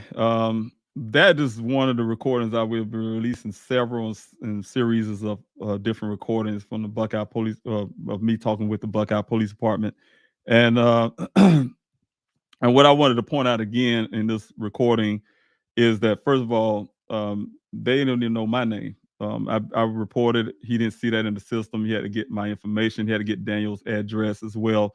It makes me question about the that's what I'm saying, you guys, for them to put in a report that they did a welfare check. I asked Tempe Police Department to do so. I have a recording with that as well. I will show you guys that eventually. Excuse me, but I put it in a missing person report with them. Of course, they did not do so, but they did later have a report with them saying they uh, got a request from the Buckeye Police Department, and that was because I had initiated that as well. And I'm gonna put that video, that information together, that recording as well. So everything's backing up what I'm saying. Everything that I will say on here on social media, everything I have receipts, I back up everything I say from audio to you name it. So those things is that it was really painful for me to hear that. I'll be honest with you guys. That's why you hear me sound this way. It's painful for me to hear this because the emotional state of where I was at when had to deal with Daniel being gone, and then I was tired, traveling tired, trying to get my mind right. Um, you know, not knowing what the next step was going to be, and then constantly talking to officers all day, trying to get them to go out in the desert to search for him. So if they claim they did this helicopter search. They would have told me then. The only time I heard about a helicopter search was getting ready to happen is when my auntie called me excited and saying, "We got the bird, Dave, we got the bird, we got the bird." And you say they got this helicopter they call a Phoenix Firebird or something, Firebird. And of course I'm happy to hear that. But I was just getting into Phoenix then by that time. And and so there was no efforts to look for Daniel as the Buckeye Police Department was putting there. And I know that's the reasons why Daniel remains missing to this date. Nobody was out there looking for him. They said that this phone been in that ravine at 10 o'clock. They weren't out there looking for him anytime that evening or that night. You know, we can back it up even farther. There was no efforts from Daniel's job, outside of his friend from the job going to my daughter's house alerting us about it. Nobody went out in the desert from Nature's New World looking for Daniel. Nobody from Nature's New World hired any searchers to go look for Daniel. Nobody from Nature's New World called the police department to say he was missing. I mean, think about all of that, you guys. Um, Nobody from the Buckeye Police Department outside Officer Cruz going up and down Sun Valley Parkway. And I got that too, you guys. They specifically telling me where they're looking for Daniel on the side of the road, not into the desert, as the Buckeye wanted to utilize words to say they was out there looking in the desert. No, they was not. Their own words told me they wasn't. Like I said, you guys, you listen to this officer Birch. Um, he had to put it in my information, my address. That's why I blurt that part out. Um, my address, my name, address, date of birth, all that kind of stuff. Daniel's address didn't have in the system. Like, well, how that's not in the system? In hindsight, looking back at it, how it's not in the system, and you saying you got them on a national database. I don't know. I don't know how that works. In my mind, I didn't know how that stuff worked. I was a victim, as I say, of family. Don't know about law enforcement stuff. We never had a missing person before, so it's always on the database, but at the same time, they ask for information. So I don't get that. And this is, like I said, over 48 hours after Daniel went missing.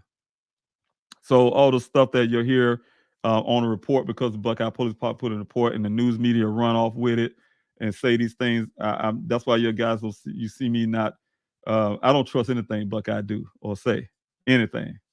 Well, I'm going to show you guys after 23rd as well a history of Buckeye. I'll show you guys the anonymous, the whistleblower reports from the Buckeye Police Department of guys inside the Buckeye Police Department talk about the corruption that goes on in there.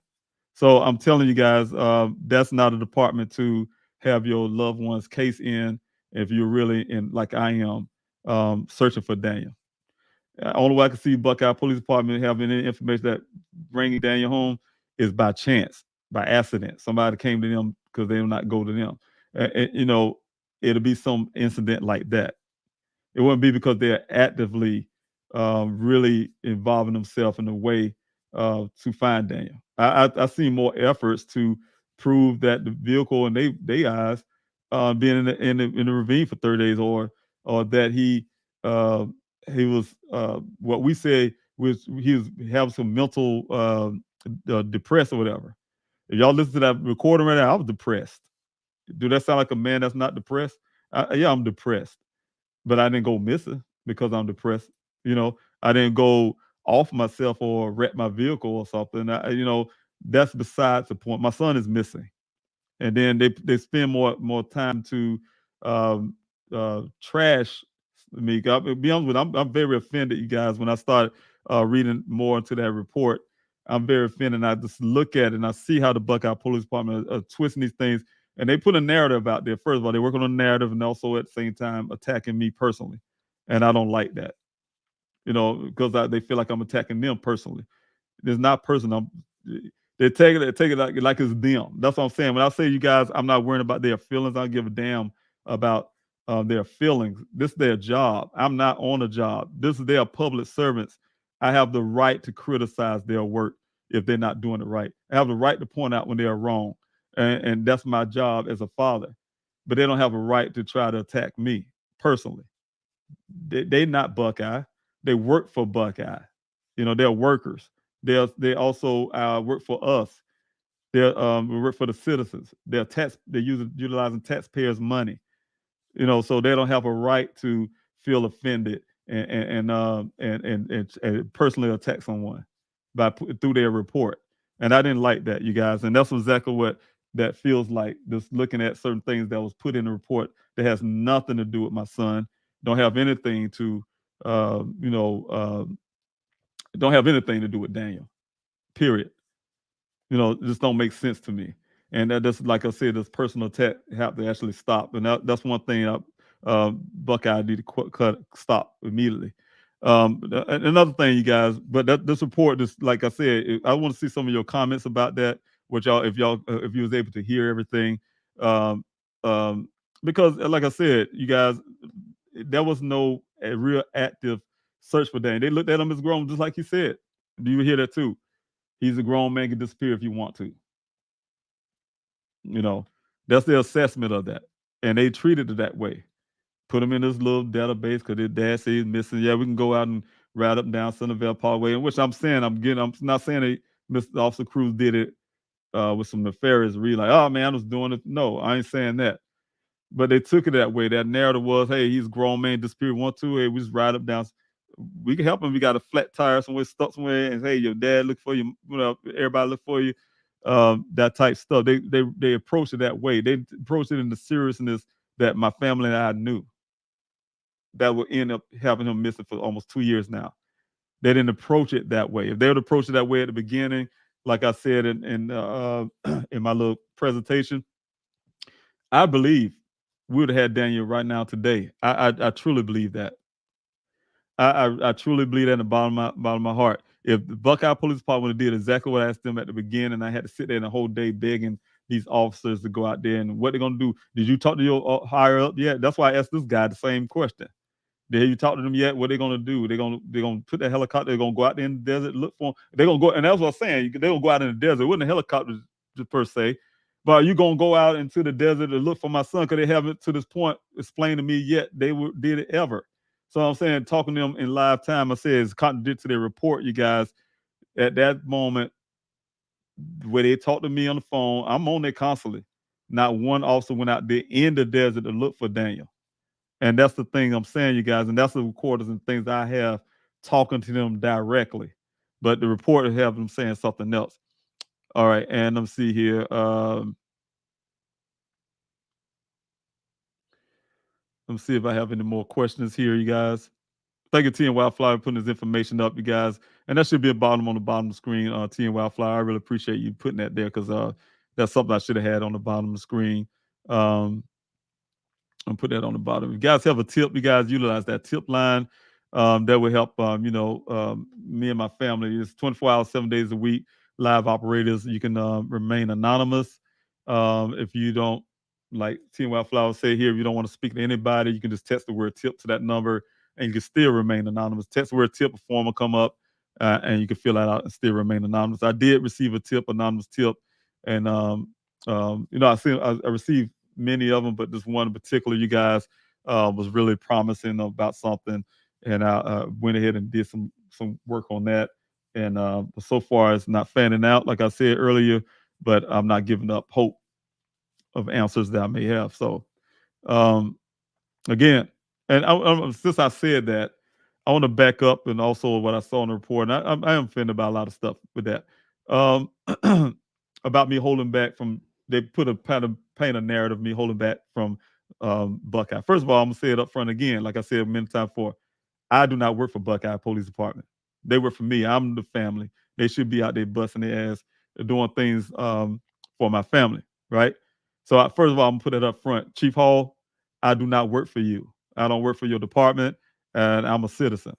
So I'm put it up front. Secondly, I'm looking for my son, right? And I've done everything I can to work with the Buckeye Police, but I gave them so much information until it ain't even funny, you guys. I even went so far as when I started my own searches without law enforcement help, they ain't put a dime into my searches, you guys. You guys have been donating and helping the searches be possible, right? Didn't put a dime or their time or a dime or and money, anything into the searches, you guys. But yet I have my website, even to this now, you guys go right now and please help finddan.com and put submit information and you submit something on that thing, guess what's going to happen? Whatever you submit, a copy will come to me. One time I used to go to my investigator when I had him, and one copy go to the Buckeye Police Department directly to Detective Biffin. But Chief Hall would write these things, say I'm holding back stuff from them. No, you holding things back from my family. You're holding back other law enforcement agencies that will be willing to help. You're holding back information that definitely will help find my son because they refusing to accept the information we give them and accept the foul play that it is. You guys, to this day, almost 2 years later, don't come up. Oh yeah, we suspect the foul play now. Oh, on day one when we talked to you guys, we gave you information for foul play when that vehicle showed up. So again, I don't work for the Buckeye Police Department, and they should know that, first of all. And I never ever hold back anything. But I tell you what, I don't trust them with anything. But the thing is,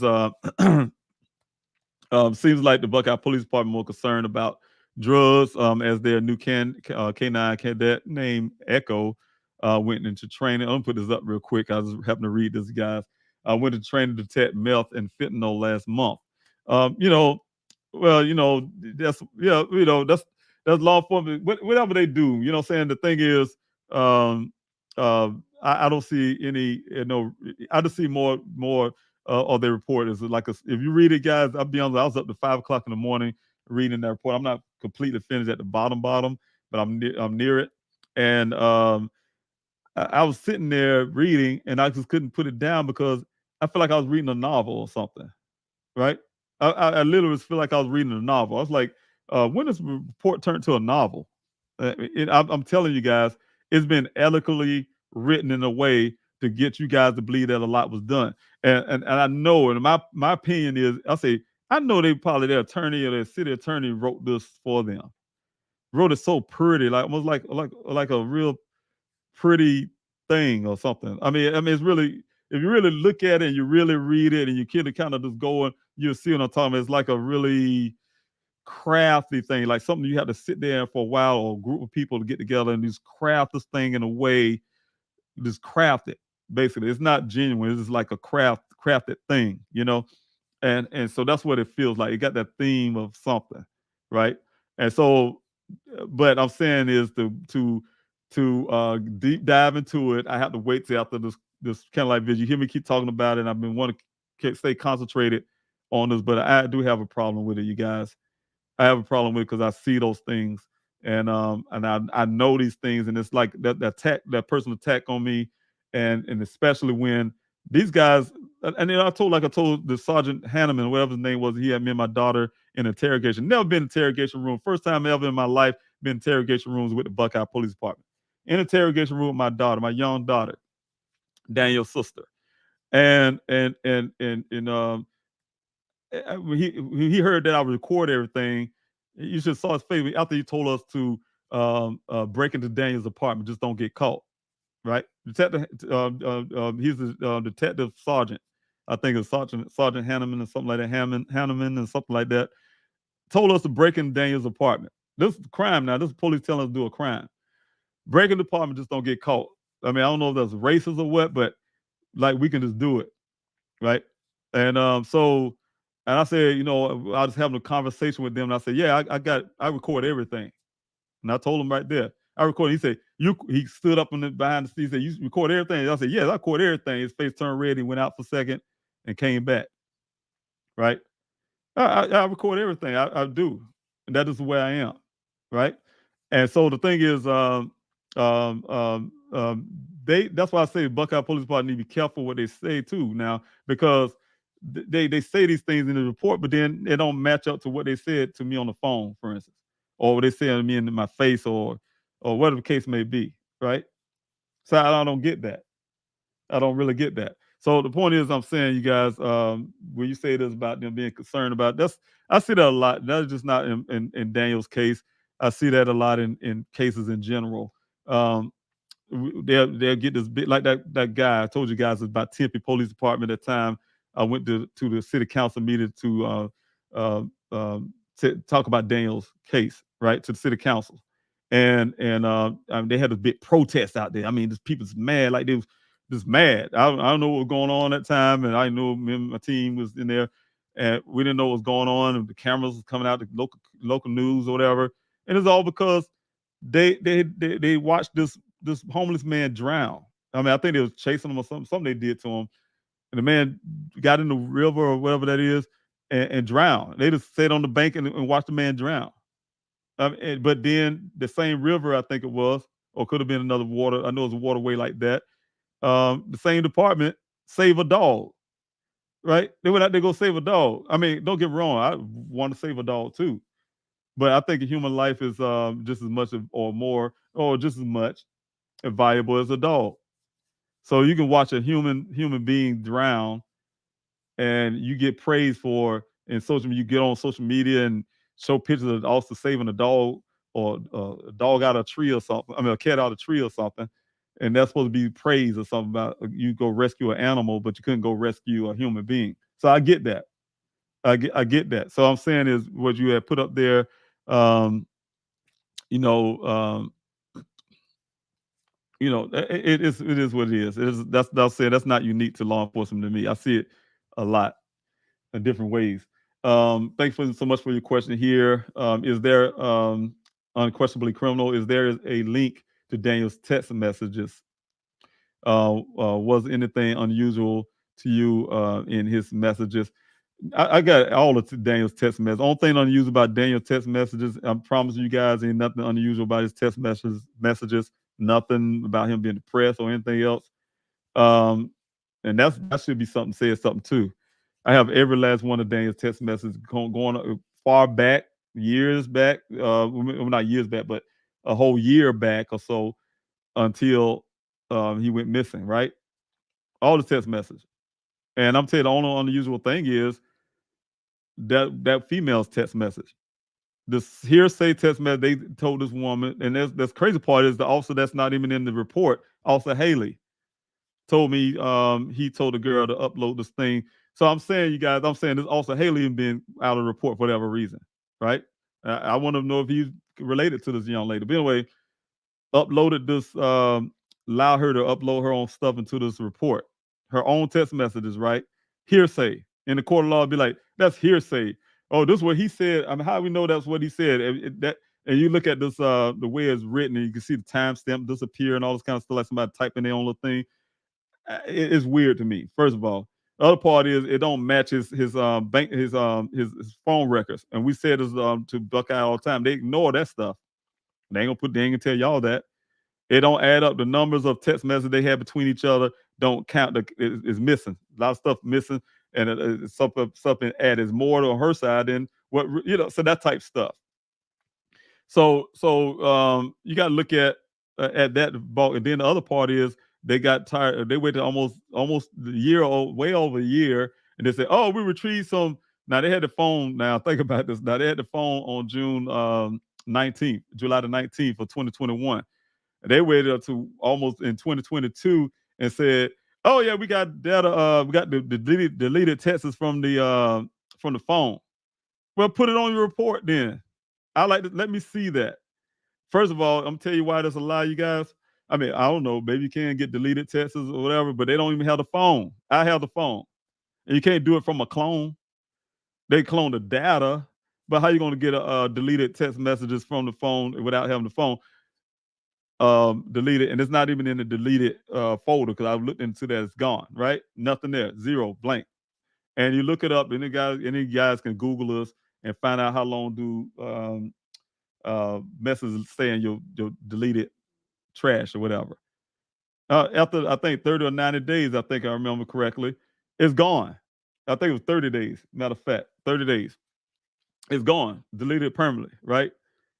And so I'm saying they claiming this woman's text message when they've been talking for X amount of time, and then why he deleted this right here, and here it is almost 30 later, and here it is. You guys don't even have the phone, and then say, "Oh, we got to delete a text message." Well, show us that, because why they gonna do that? Because they know I'm gonna go into the report. I'm gonna pull out that phone record and point out to you guys why I don't match up what they're saying. But the ironic say you want to ask the questions about this text messages, unquestionably criminal.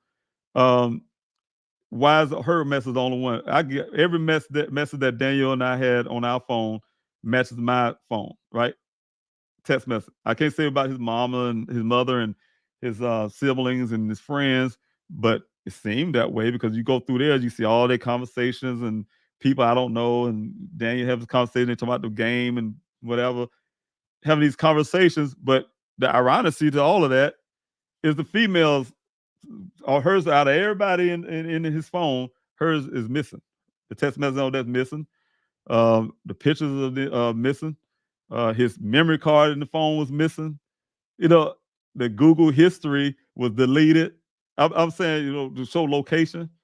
So that's not criminal to them. What I'm saying is, you guys, that was the only unusual part of the whole text message and the phone situation.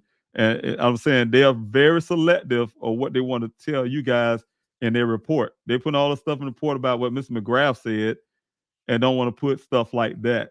That's pointing, or what the rancher said. Why you can't put that in there? Rancher said the vehicle wasn't there 2 days. He was there, and the vehicle wasn't there 2 days prior. Why that's not a report? They was refusing that thing when the vehicle showed up. You guys, like I'm saying, you got to think about this, guys. They was arguing me that the vehicle was there for 30 days, probably on July the 22nd, before they even get data. Why they want this vehicle there? And they went through the whole streams until 2023 to give it a mile IQ app to prove that it was there for 30 days or something that they're trying to prove, whatever. I'm trying to figure that out. What is so significant about trying to make this vehicle there for 30 days? So anyway, but the text messages, like I said, questionably unique, questionably criminal. That's the only thing that stood out to me in that whole thing with that phone. Also, Le, again, thank you so much for your question. Daniel's employer, have they helped in the search? He went missing on the job, it sounds. Yes, he went missing on the job. He was on the clock, in other words. Like I said, again, Matrix New World, Miss Southwest Groundwater have not put in, as far as I know, as far as I know to this date, haven't put in a missing person report. They haven't gone out to search for him. No, I know that part. They haven't paid anybody to go search for Daniel. They have resources that I didn't. I had to come to you guys. And I can't say that, but no, they did come help in my searches. Started my searches. My son's direct supervisor, along with his friend, you guys know is Roger, and a couple others from the job. And like I said all the time, I can't say it was the company director to say, "Hey," in the meeting, say, "Y'all workers, I'm picking you. Y'all would go into help Mr. Robinson in the search." And when it was helping, they came in a group. I said it was a group about a good 8, 9, 10 people or somewhere around that range. And they came with Mr. I can say his name right now because I didn't see the report yet, but his direct supervisor. And they asked how can they help in the search. And so I had them. What they would do, they'll stay around the gate and help direct people into the desert, right? And then they would break off on their own. For some reason, they just love to hang around the well site and search around there, but kind of hike around that area. But yeah, they did come to searches, and for a while, I say for a good month, and then after a while, they started drilling out. But the direct supervisor, him and his wife, they came out a little longer until they finally just fade off too. And then there were no Matrix New World workers coming out to the searches. But yes, at the beginning, yes. But let's see here. I'll see if I have any more questions. I really try to see some of these comments. If you guys have any questions, please put a letter capital Q there. Put the question marks like Lee did here. Question mark, capital letter Q, the word question, before your question, and that I can help when I come down to the comment section. I can find your question. So, some of these comments I would like to put up there, but for lack of time, you guys is coming up to the 2 hour mark. I want to focus on the questions right now. Tea and Wildflower. Oh, if you have a question, thanks so much for putting that up. If you have a question, please put the capital letter Q, write the word question, or put a question mark before your question so that it can be easily identified. Thank you again, T and Wildflower, for putting that up. I do have a question from Diane. Thank you so much for being on the Facebook side. Have you contacted Texas Aqua Search? The police has the police department has to ask for their help. Maybe one department that seems to be doing more can request help instead of the Buckeye. Instead of Buckeye. Yes, I have. I talked to Dave Rader there with Aqua Search, as also I can't think of the other person's name. I think his name was Robinson too. But anyway, they told me, Diane, and I said this many times on here, and I'm gonna say it this way, and exactly how it was given to me. Daniel case do not fit their profile. You know, paraphrasing a little, but that's exactly what was given to me. Whatever that means, I don't know what that means by Aqua Search field, Texas Aqua Search field that it don't fit the profile. I don't know exactly what they do, but to their defense, they after they told me that they would not be able to help because they don't fit their profile. They did give me information to a different nonprofit. Say, hey, look, you can check them out because at the time I'll look for drones too, and everybody know that I've been asking many people, can they help? Because I really wanted to buy drones for the search because I asked people come out with drones and things, but I did reach out to the company they referred me to. EquiSearch referred me to the nonprofit. That nonprofit, just like EquiSearch, would like to be invited by law enforcement as well. I did invite for that particular search. I invited the Buckeye Police Department out. Also invited them out. This nonprofit, and he asked me, can I ask Buckeye to invite them? They just like to be invited. Some kind of way. Either way, he'll come. So I did that. I put it into a letter. The request to the Buckeye Police Department Chief Hall. I also asked them to request these guys to help. I'm sure they must did, but when the day came of the search, this is a nonprofit. I talked to them to see, get them the information I'm doing, but the guy told me they weren't coming because he said his workers or something out of other not showing up or didn't show up or something out of other, and he couldn't do it by himself. So to make a long story short, the only nonprofit I ever helped in my efforts to find Daniel is the Black and Missing Foundation. I can say that they did donate not only money to help with the searches, but they also sent out a drone company to help with the searches. So that's the only nonprofit that helped in my efforts out there in the desert. Is the Black and Missing Foundation. So I can't say that part, but I have reached out on to Texas Aqua Search because I know a lot of people have, and I think they have another one called Without a Mission Without a Purpose or something like that. Excuse me. I've tried to reach out to a lot of these nonprofits. I've reached out to so many nonprofits. A lot of them I just can't remember their names. Excuse me, you guys. Losing my voice.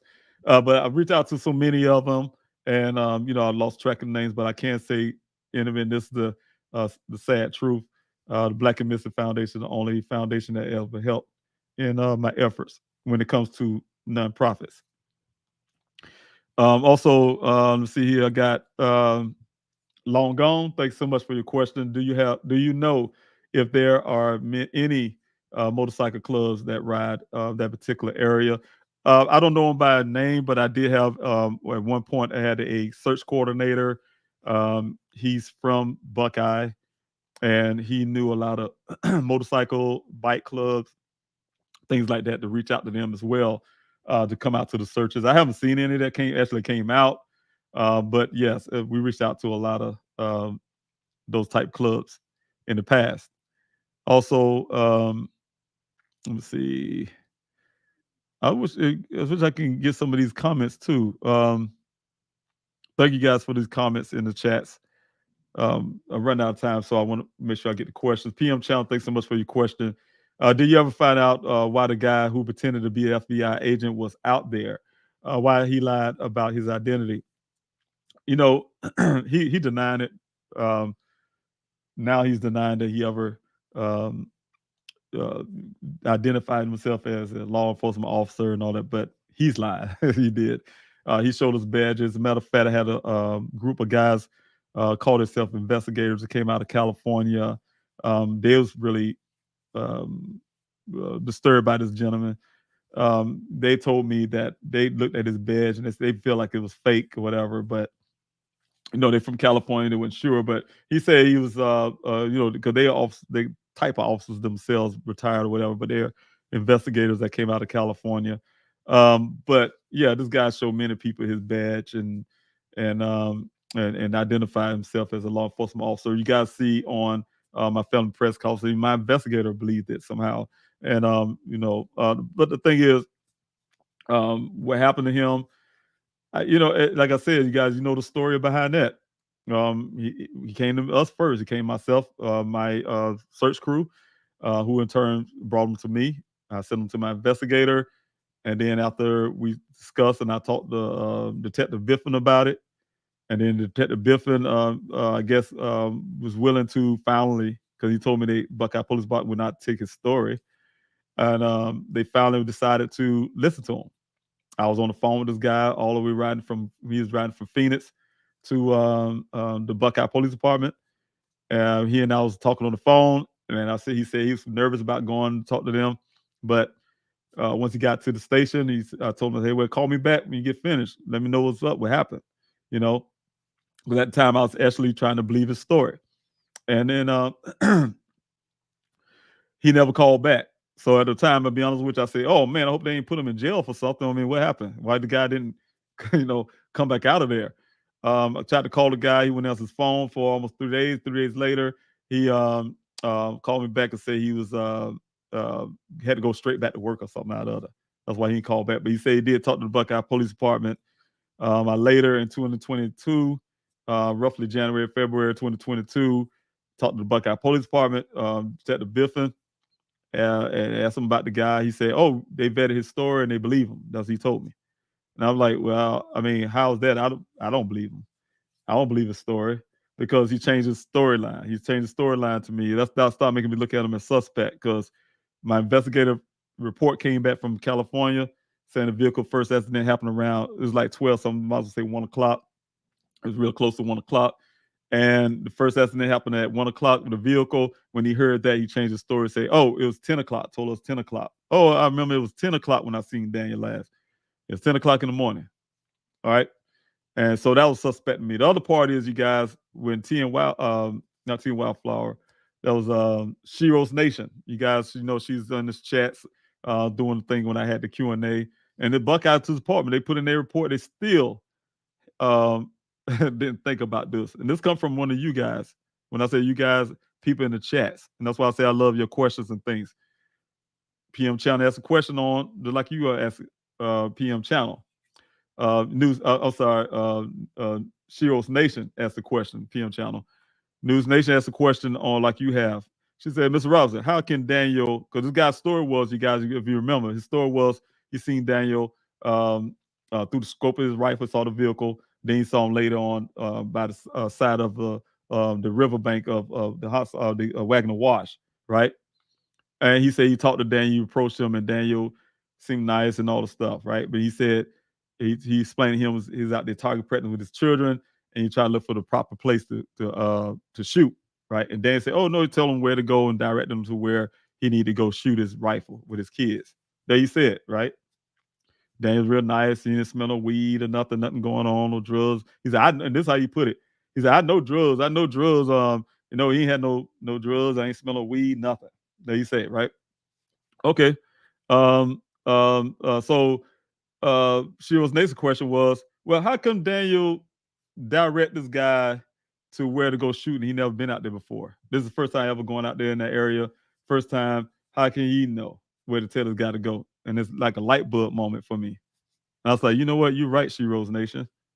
It's impossible for my son to get his man directions, and he never been out there before, right? And so that's further made me put him as a suspect. But then I was still able to talk to this guy because then I started getting information from him from where he's from, the stuff about other state. And I'm gonna put it out because I got some information. But then that got cut short because of, like I told you guys, sometimes I get it. You guys want to help out a lot, and I really appreciate all those who helped in Dan's case. But this one particular person went out and tried to do investigating on his own, and went to go approach this guy's information because they hear me saying, so I guess the name they found. I don't know how they got his name because I didn't put it out at the time. Got the man name and placed his whole rap sheet out on social media. So of course this guy's gonna shut down. So that when he shut down, that means that I can't get no more information, right? Because I already looked at him as suspect. So the thing is, I'm saying is, you guys, you asked a question about him pretending to be an FBI. It wasn't FBI. He said law enforcement officer, or however that means. And and you know, I don't know what happened to him. I just left it up to Buckeye last. Last I talked to Detective Biff, and he asked me 3 months ago, almost 3 months ago now. He called me out of the blue, said, "Hey, you remember that guy? What you talking about right now? The guy that said he was a law enforcement officer." I said, yeah. He said he asked me. You know, I got him on this call too. He asked me, said, "What you think about him?" I told him, I said, "You remember, I think him as a suspect," and I told him reasons why. I gave him all the things I told him reasons why. Then I'll see it in this report about this guy. They bring it up. So, but Detective Biff asked me what I thought about it, and I gave him all the evidence as the reason why I think of him as a suspect. But anyway, that's where we at on that. Let's see. Any more questions? I really appreciate your questions, everybody. But you know what? Just don't forget, you guys. We got the 23rd, and we do have this the Unity Candlelight Vigil, and I really want us to everybody, if you can, please participate in that. It is a very important event. Go to pleasehelpfinddaniel.com and get more information how you can help. You know, because I'm really pushing. You guys having the family members that want to be on, join in with the Unity Candlelight Vigil, have missing loved one.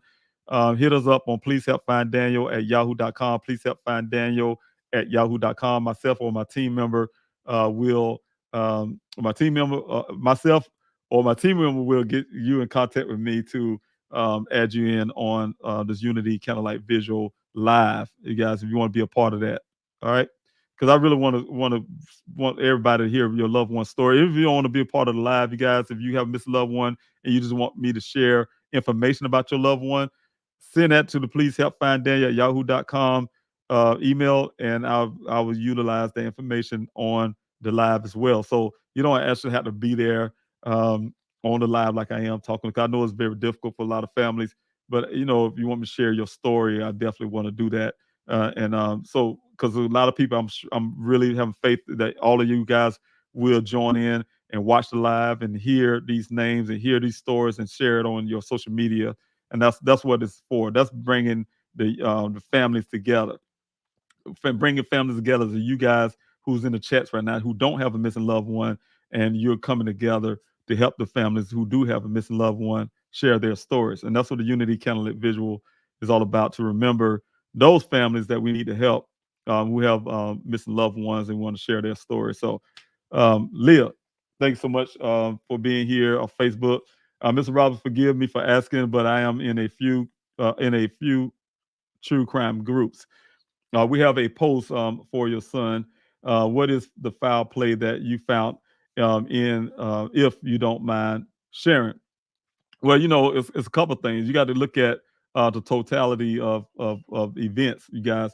First of all, for me, the foul play happens when we know my son, my family. We know our son. We know his mannerism. We know things that just don't make sense with Daniel. For instance, he just won't join a monastery, become a monk, or he masterminded this thing and did it to himself, crashed into a ravine and just walked off some kind of way and disappeared. Right, orchestrated this. The other part is, for me, starting off at the beginning, that made me question. I already questioned Ken's story anyway. You guys, about the first place, being at that first well site. I questioned that already. Period. I almost have a question: was he ever at that well site? But anyway, we can go back to that later. But one of the things is, if you follow that story, for me knowing my son, If my son didn't want to go to work that day, he wouldn't have went to work that day, right? He wanted to say, "Hey, I'm going to leave. Hey, you want to leave? Let's go back to Phoenix or whatever the case may be." First of all, he went to the first well site, never alone a second well site. While he was fine at the first well site, we did his job, and he took some pictures, and and and uh, and then he make it to the second well site. Those are suspect to me. The other part is everything that happened with the vehicle, um, the the uh, the irony to the Buckeye Police Department telling two. This is another thing you guys gonna learn too. Tell two different stories. They say, hey, they first initially told us um, there was all they couldn't get no Uconnect information from that vehicle that show location where this vehicle was at, right?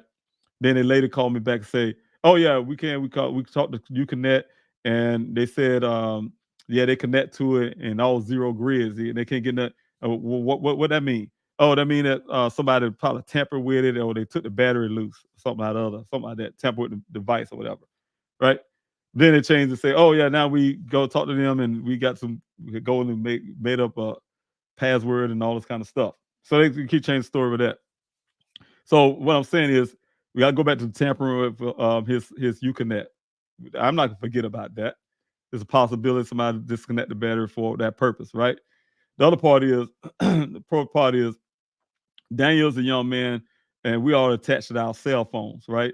If they claiming a head injury, I'll do an example. They claiming this head injury, but at the same time, he has so much common sense to do all this other stuff. But um, he would have took a cell phone with him, first of all. He's a young man. The phone was dead. They claimed they couldn't get cell phone pings and all this kind of crazy crap. When the phone was ringing, you heard the recording I had, and I just let y'all listen to.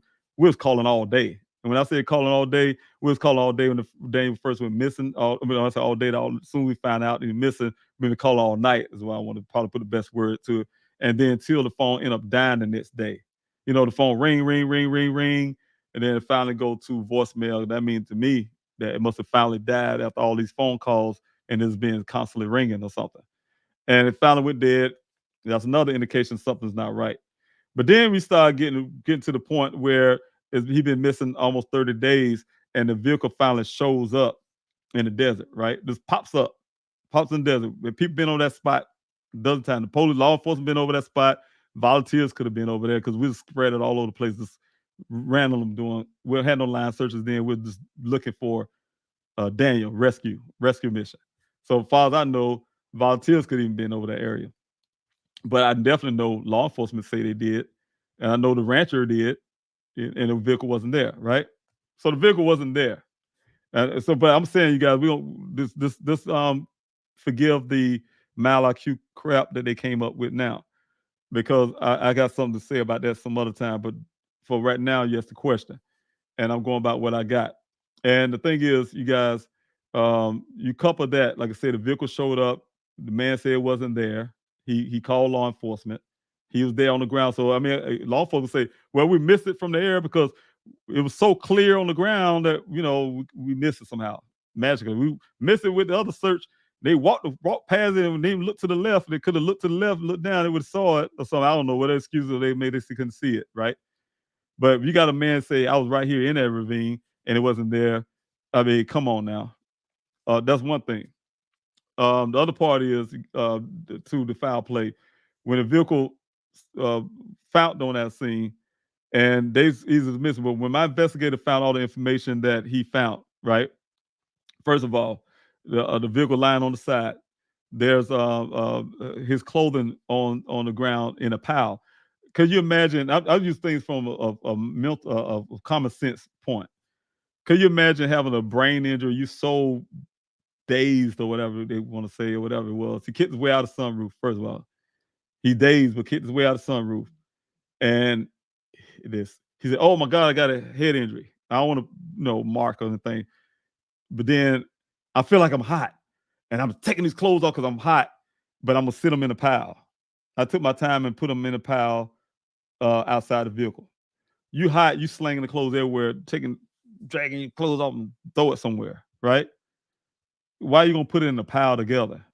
First of all, the other part is, you guys. We start slowing it down. Don't go so fast as the report. Slow it down and start using like things that to me is common sense, right? The other part is without evidence, without evidence, they said there was no blood in the vehicle. Where's the evidence? Did you test this vehicle with luminol and this and that, blah blah blah? We don't have no evidence there's blood in the vehicle because we didn't test it either. I was waiting on law enforcement to do so. You guys find blood in the vehicle if it's there. Somebody could have wiped it or something. I don't know. But the thing is, the vehicle sitting on the side. It was there, wasn't there for 30 days. That's so first indications of that as well. The other part is you guys look at the red transfer plane. There's nothing red on the side of red in the desert that the vehicle came in contact with. We can have these discrepancies about this mileage thing with the Buckeye police want to be there, and it's about this mileage thing, but it's definitely 46 initial cycles on that vehicle. Rather, um, uh, you look at anything. Uh, uh, what I'm saying, you guys, both things can't be true. That's what I'm saying. So I had to go with what I know. Because when I look at a vehicle sitting on the side, they saying it was there for 30 days, and that was happened at 10 o'clock that morning. So you trying to tell me Daniel was sitting in that vehicle on the passenger side while sitting on the side on the driver's side, pressing the gas pedal and cranking it up 46 times? No, it's physically and humanistically impossible. First of all, the other part is it just goes on and on and on. I could go through the whole case scenario, you guys. You guys know the whole case scenario when you start looking at this case because I feel like I'm going through the whole thing over again, which I am. What happened at the scene? The vehicle sitting there on the side. You talking about the vehicle being cranked up 46 times. It been driven 11 additional miles, and here it is. Buckeye even want to get to the point and say, "Oh, the wheel's been rolling for 11 miles or something on the side or something." Like, really? It has been sitting there rolling for 11 miles. Yeah. To get the 11 miles on. I mean, I've been hearing all this kind of crazy crap, right? So um I'm saying with something else I was going to point out too with that because you just that question about what is um the foul play that you see. Yeah, it's a lot of it. It's a lot of it when it comes to that vehicle itself in nature. I'm saying that's the part I'm saying in nature. If you got to look at that part, but evidence wise, like I said again, law enforcement saying quickly, there's no foul, but we don't see no foul play. But you don't see, you know what I'm saying? You don't see no evidence of no foul play, but you see evidence of foul play, possible foul play from that. Just looking at the scene, this period, right? Or what happened on that scene. I'm not an expert, but anybody can look at that scene and know that something Daniel did not do that on his own. That's not something that's a result of an accident. um, it don't matches the information that we know about that vehicle as well. The 11 additional miles, the like I said, 46 initial cycle, the time of day it happened is in disagreement with this whole thing they coming up with now. I'm saying, you guys, none of that stuff matches up. But then you have an eyewitness. That's another thing. An eyewitness that was there on the ground to say the vehicle wasn't here. I mean, you gonna call the man a liar. What you don't like, you gonna call a liar and try to disprove against it or something. Because if you gotta if it's just like you they're going after this guy, and you gotta ask what the motivation is for the rancher to lie and say I was here and the vehicle wasn't there, right? I was here 2 days prior and it wasn't there. So it's out of there, it wasn't there, and we have too much evidence to say it wasn't there. So if the vehicle wasn't there, which I know it wasn't, Leah, that's foul play, right? The problem is, I'm saying is 30 days later, the vehicle planted there, put there, like my investigator said, he said it was a stage event, right? Stage events, evidence of stage event. The only evidence they got to say, the Buckeyes got to say that it's not a stage event is they chase out this MalIQ app now. Because the whole entire time, they were saying it was 30 days. It was there for 30 days before. You guys, I'm telling you, it's probably like July the 20th something. It wasn't even August yet. August yet. Where they was already pre in their mind putting this vehicle there for 30 days without evidence. But you have all this evidence at the time that's saying it wasn't there from the testimony, as well as the evidence that's there presented on the mileage and everything else.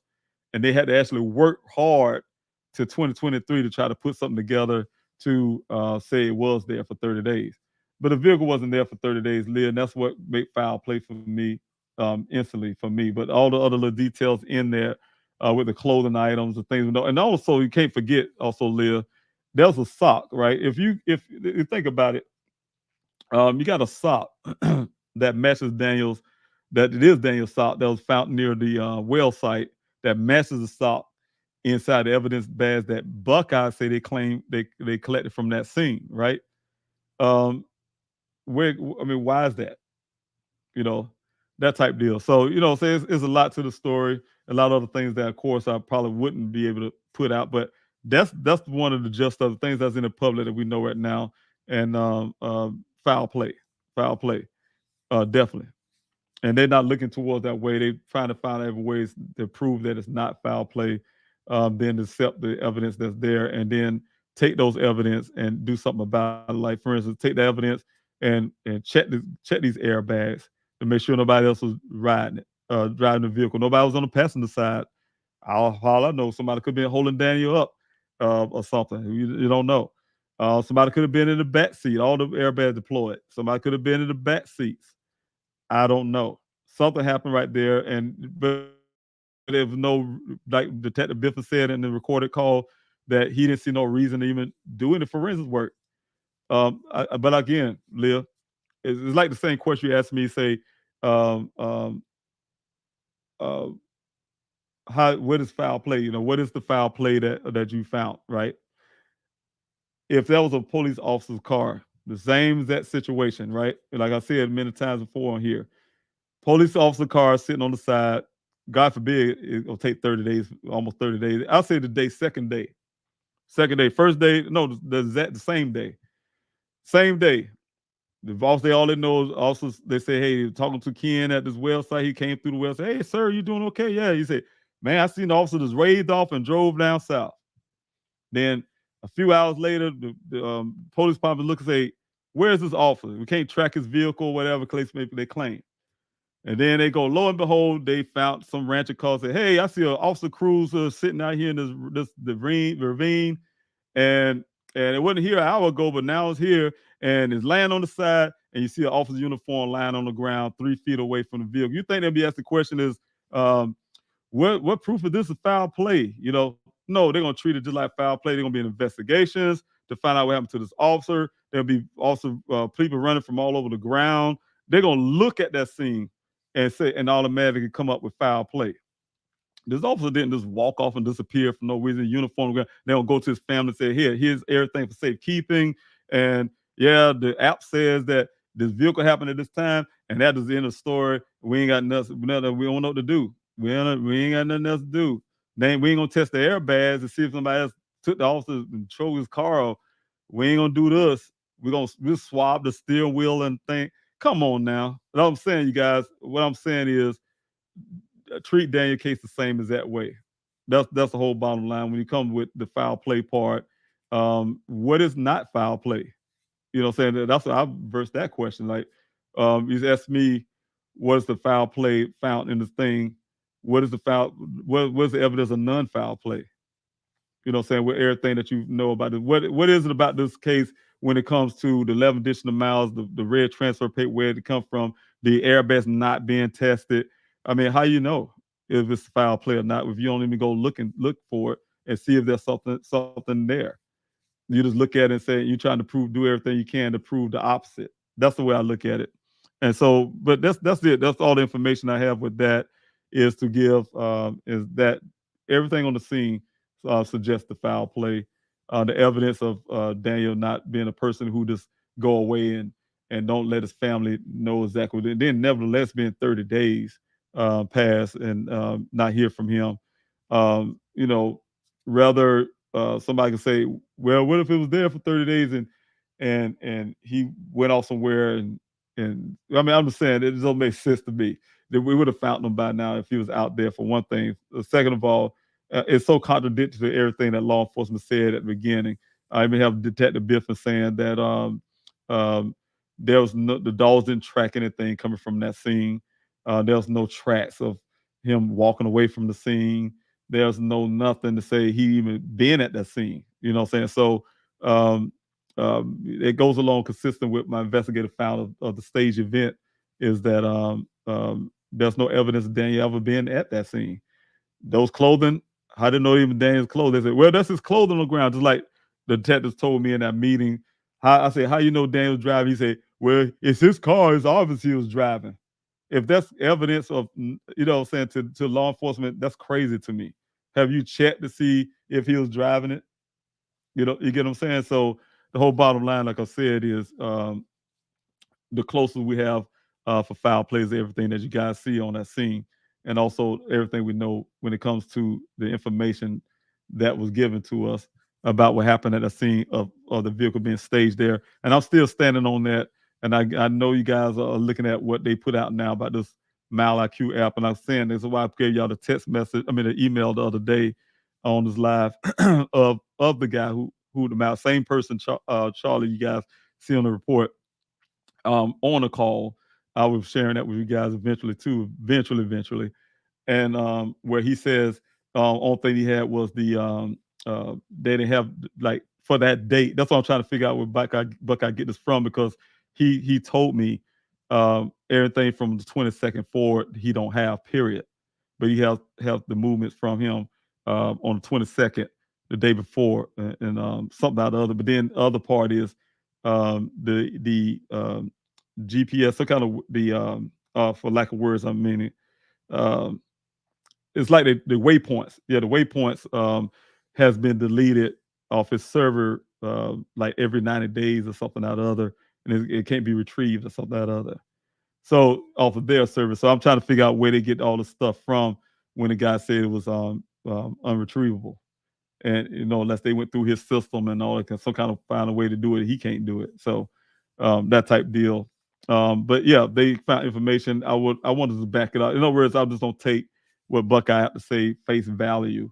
I have to go verify that, because it goes against everything that we know about this case. It goes against the rancher story. It goes against the red transfer. It goes against the infotainment system that says the incident happened at 1 o'clock. Both things can't be true at the same time. What I'm saying, only way it can be true, that mean it, like I said, man, I've been saying facetious. That vehicle was at the top of the ravine and took 3 hours to get down to the bottom. So, so all that can't be true at the same time. Thank you, Leah. Unquestionably criminal question: would you accept a donation of a drone? I'd be willing to fundraise and send you one. Yeah, if we do another search, and that's why I'm really working on unquestionably criminal. Yes, I definitely would, because we need them out there. We need a drone. Matter of fact, I want to say were able to purchase a drone. It wasn't a drone that I necessarily actually needed out there. And I was asking law enforcement and many others, but law enforcement especially, is the drones that can have certain technology that can actually look at ground disturbances with the right program and stuff like that. But they are very expensive, and I wasn't willing to take the money and purchase those at the time. But I did get a drone that was able to help keep the volunteers safe by going ahead and looking at the terrain, and also give me opportunity to do searches through my computer later on and go back and look at things we're going to be searching the next following week and stuff like that. So I was able to purchase a drone within the last few searches that I did. So, but a drone. But yeah, we need many as possible to be out there. So yes, I would never say no to those drones when we need them out there. But the searches, again, I want to put out the unquestionably criminal. I'm working on those searches for the summer, and they have to be that one search for the summer, but it have to be a search that keeping everybody safe, because it's hot in Arizona this time of the year. Anna, thanks so much. Question here: was any DNA testing done on the car? No. Well, I asked for the fingerprinting. They said they did swabbing of the steering wheel, and to this date, um, y'all had to ask these questions too. They did the swabbing around the July the 22nd of 22nd, between the 2nd and 26th of July in 2021. And to date, they have all this drama in their report, but they have nothing in the report that says that Daniel was driving his vehicle, right? That's the whole point I'm trying to say, you guys. They were so concerned about certain things, but where's this report at? You did a swabbing, and what you did with it? They came and calling me. Here it is, over a year in 2022. I think late part of last year, I get a call from Detective Biffin asking me for a razor. Hey, think about it, Daniel went missing in 2021. You guys, he had an apartment at his job. Matrix, one of the workers, um, paid up Daniel's rent for 2 months. I think a month or two before we had to take over as a family, right? and this this partner was there to sit in there, right? Just sitting there. And not one time did law enforcement Buckeye, if they was really serious about finding Daniel and the information, when I told them, asked them to do this fingerprint, and they said they did the swab. Why you ain't try to go look for do the swab, do this DNA testing then of the swab? I mean, you can put in your report. I swab. Man, they can swab whole Buckeye police department. I don't care. They can swab the streets, swab the bus stop, swab somebody's car walking down the road. I don't care. But what you gonna do with that? You gonna just put it in some closet and sit it somewhere? Almost a year, over a year later, and then say, "Hey, by the way, you got a razor that we can compare. You get DNA for Daniel and compare the." I'm like, what the hell? Y'all lunatics or something? They know good and well we dismantled. I mean, I don't know if they did it on purpose. Maybe they wanted, couldn't wait. They're waiting to find out we dismantled his apartment. Oh, he dismantled the apartment. Let's ask for it now. We know he ain't got it. I don't know. I don't know what their purpose is, but they asked me over a year later, you guys, after the apartment being dismantled, like I'm gonna walk around with Daniel's razor in my pocket or something. Or we keeping it for momentum or something, keep it around the house or something. I mean, it don't make sense to me, you guys. Oh, we then try to blame me, throw it on me. Yeah, he trying to keeping us from doing the testing because he ain't giving us a razor. Dude, you can't flip that. You can't flip that on me. You're not doing your job. If you really were serious about finding my son, they would have did it the week of. If they would have swapped that on the 22nd, they would have asked me for a razor on the 23rd. You get what I'm saying, you guys? Of 2021. Don't wait to 2023, 2 and 3 to ask for something that's not there no more. So that's why I say there's no real interest. But the DNA testing was done. They claimed, but they didn't do nothing with it. With the swabbing, and mind you, and I'm still gonna back up on this, Anna. They didn't do the testing on the airbags because I got those. They didn't do the testing on the seatings or somebody sitting on the passenger side, driver's side, or whatever, back seat. None of that. The red transfer paint, no. The testing of the clothing items to see if that's Daniel's clothing. They just calling it Daniel. How you know? And I'm saying they saying things as law enforcement officers with on assumptions. If you say you want to find out something, you can't half-fast do the job. Say, well, we want to find out if somebody else was in the Dane's vehicle, so we're gonna swab, but we don't want to test to see if that was his clothes because we're assuming that's his clothes, or just like you're assuming he was driving the vehicle, and until I ask you to do the swabbing of the vehicle, the fingerprinting. So when they put in a report, they make it sound really good, like yeah, they did the fingerprint, but I asked them to. They ain't gonna put in the report. Mr. Robinson demanded in the meeting that we had to do fingerprinting, so we did the swabbing. They ain't gonna write it like that. They're gonna write it for your entertainment. You for as they did some hard work or some work. They weren't planning to do nothing. If I was in South Carolina, there wouldn't have been no swab, and that vehicle would have been, I'm sure, in the junkyard somewhere. All the evidence gone. All this never would have been swabbed. None of the stuff would have. I would have been in South Carolina, never came to Arizona. None of the stuff would have been done.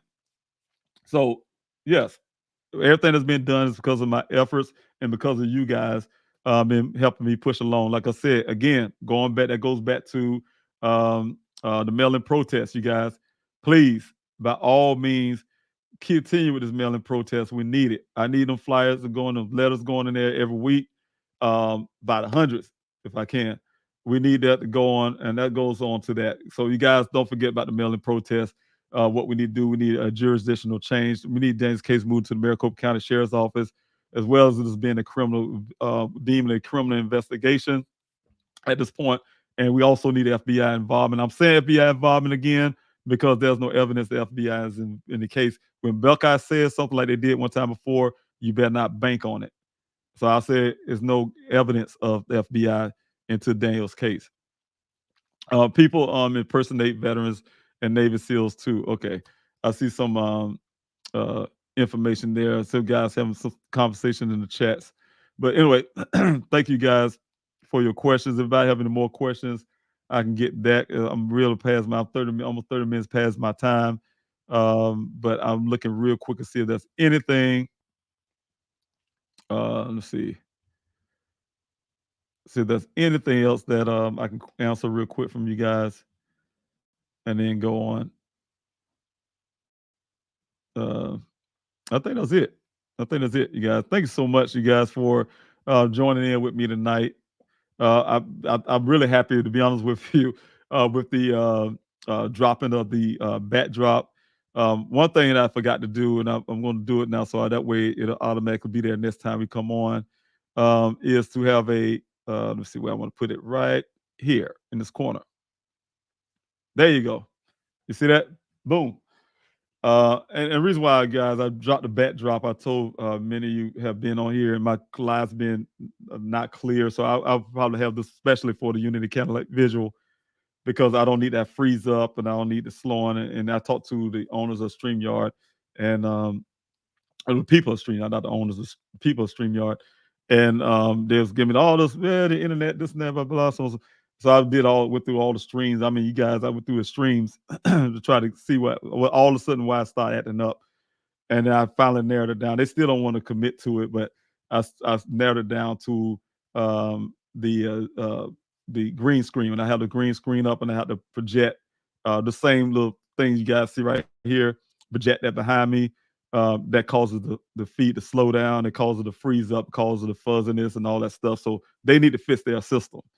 It has nothing to do with the internet. I have high speed internet, and so it had nothing to do with the bandwidth and all this kind of stuff, which I thought was actually blaming on that, but it turned out to be the StreamYard app itself dealing with that. So, like again, like I say, one other person also just subscribed that she was having the same issues with StreamYard right now since they changed some stuff up.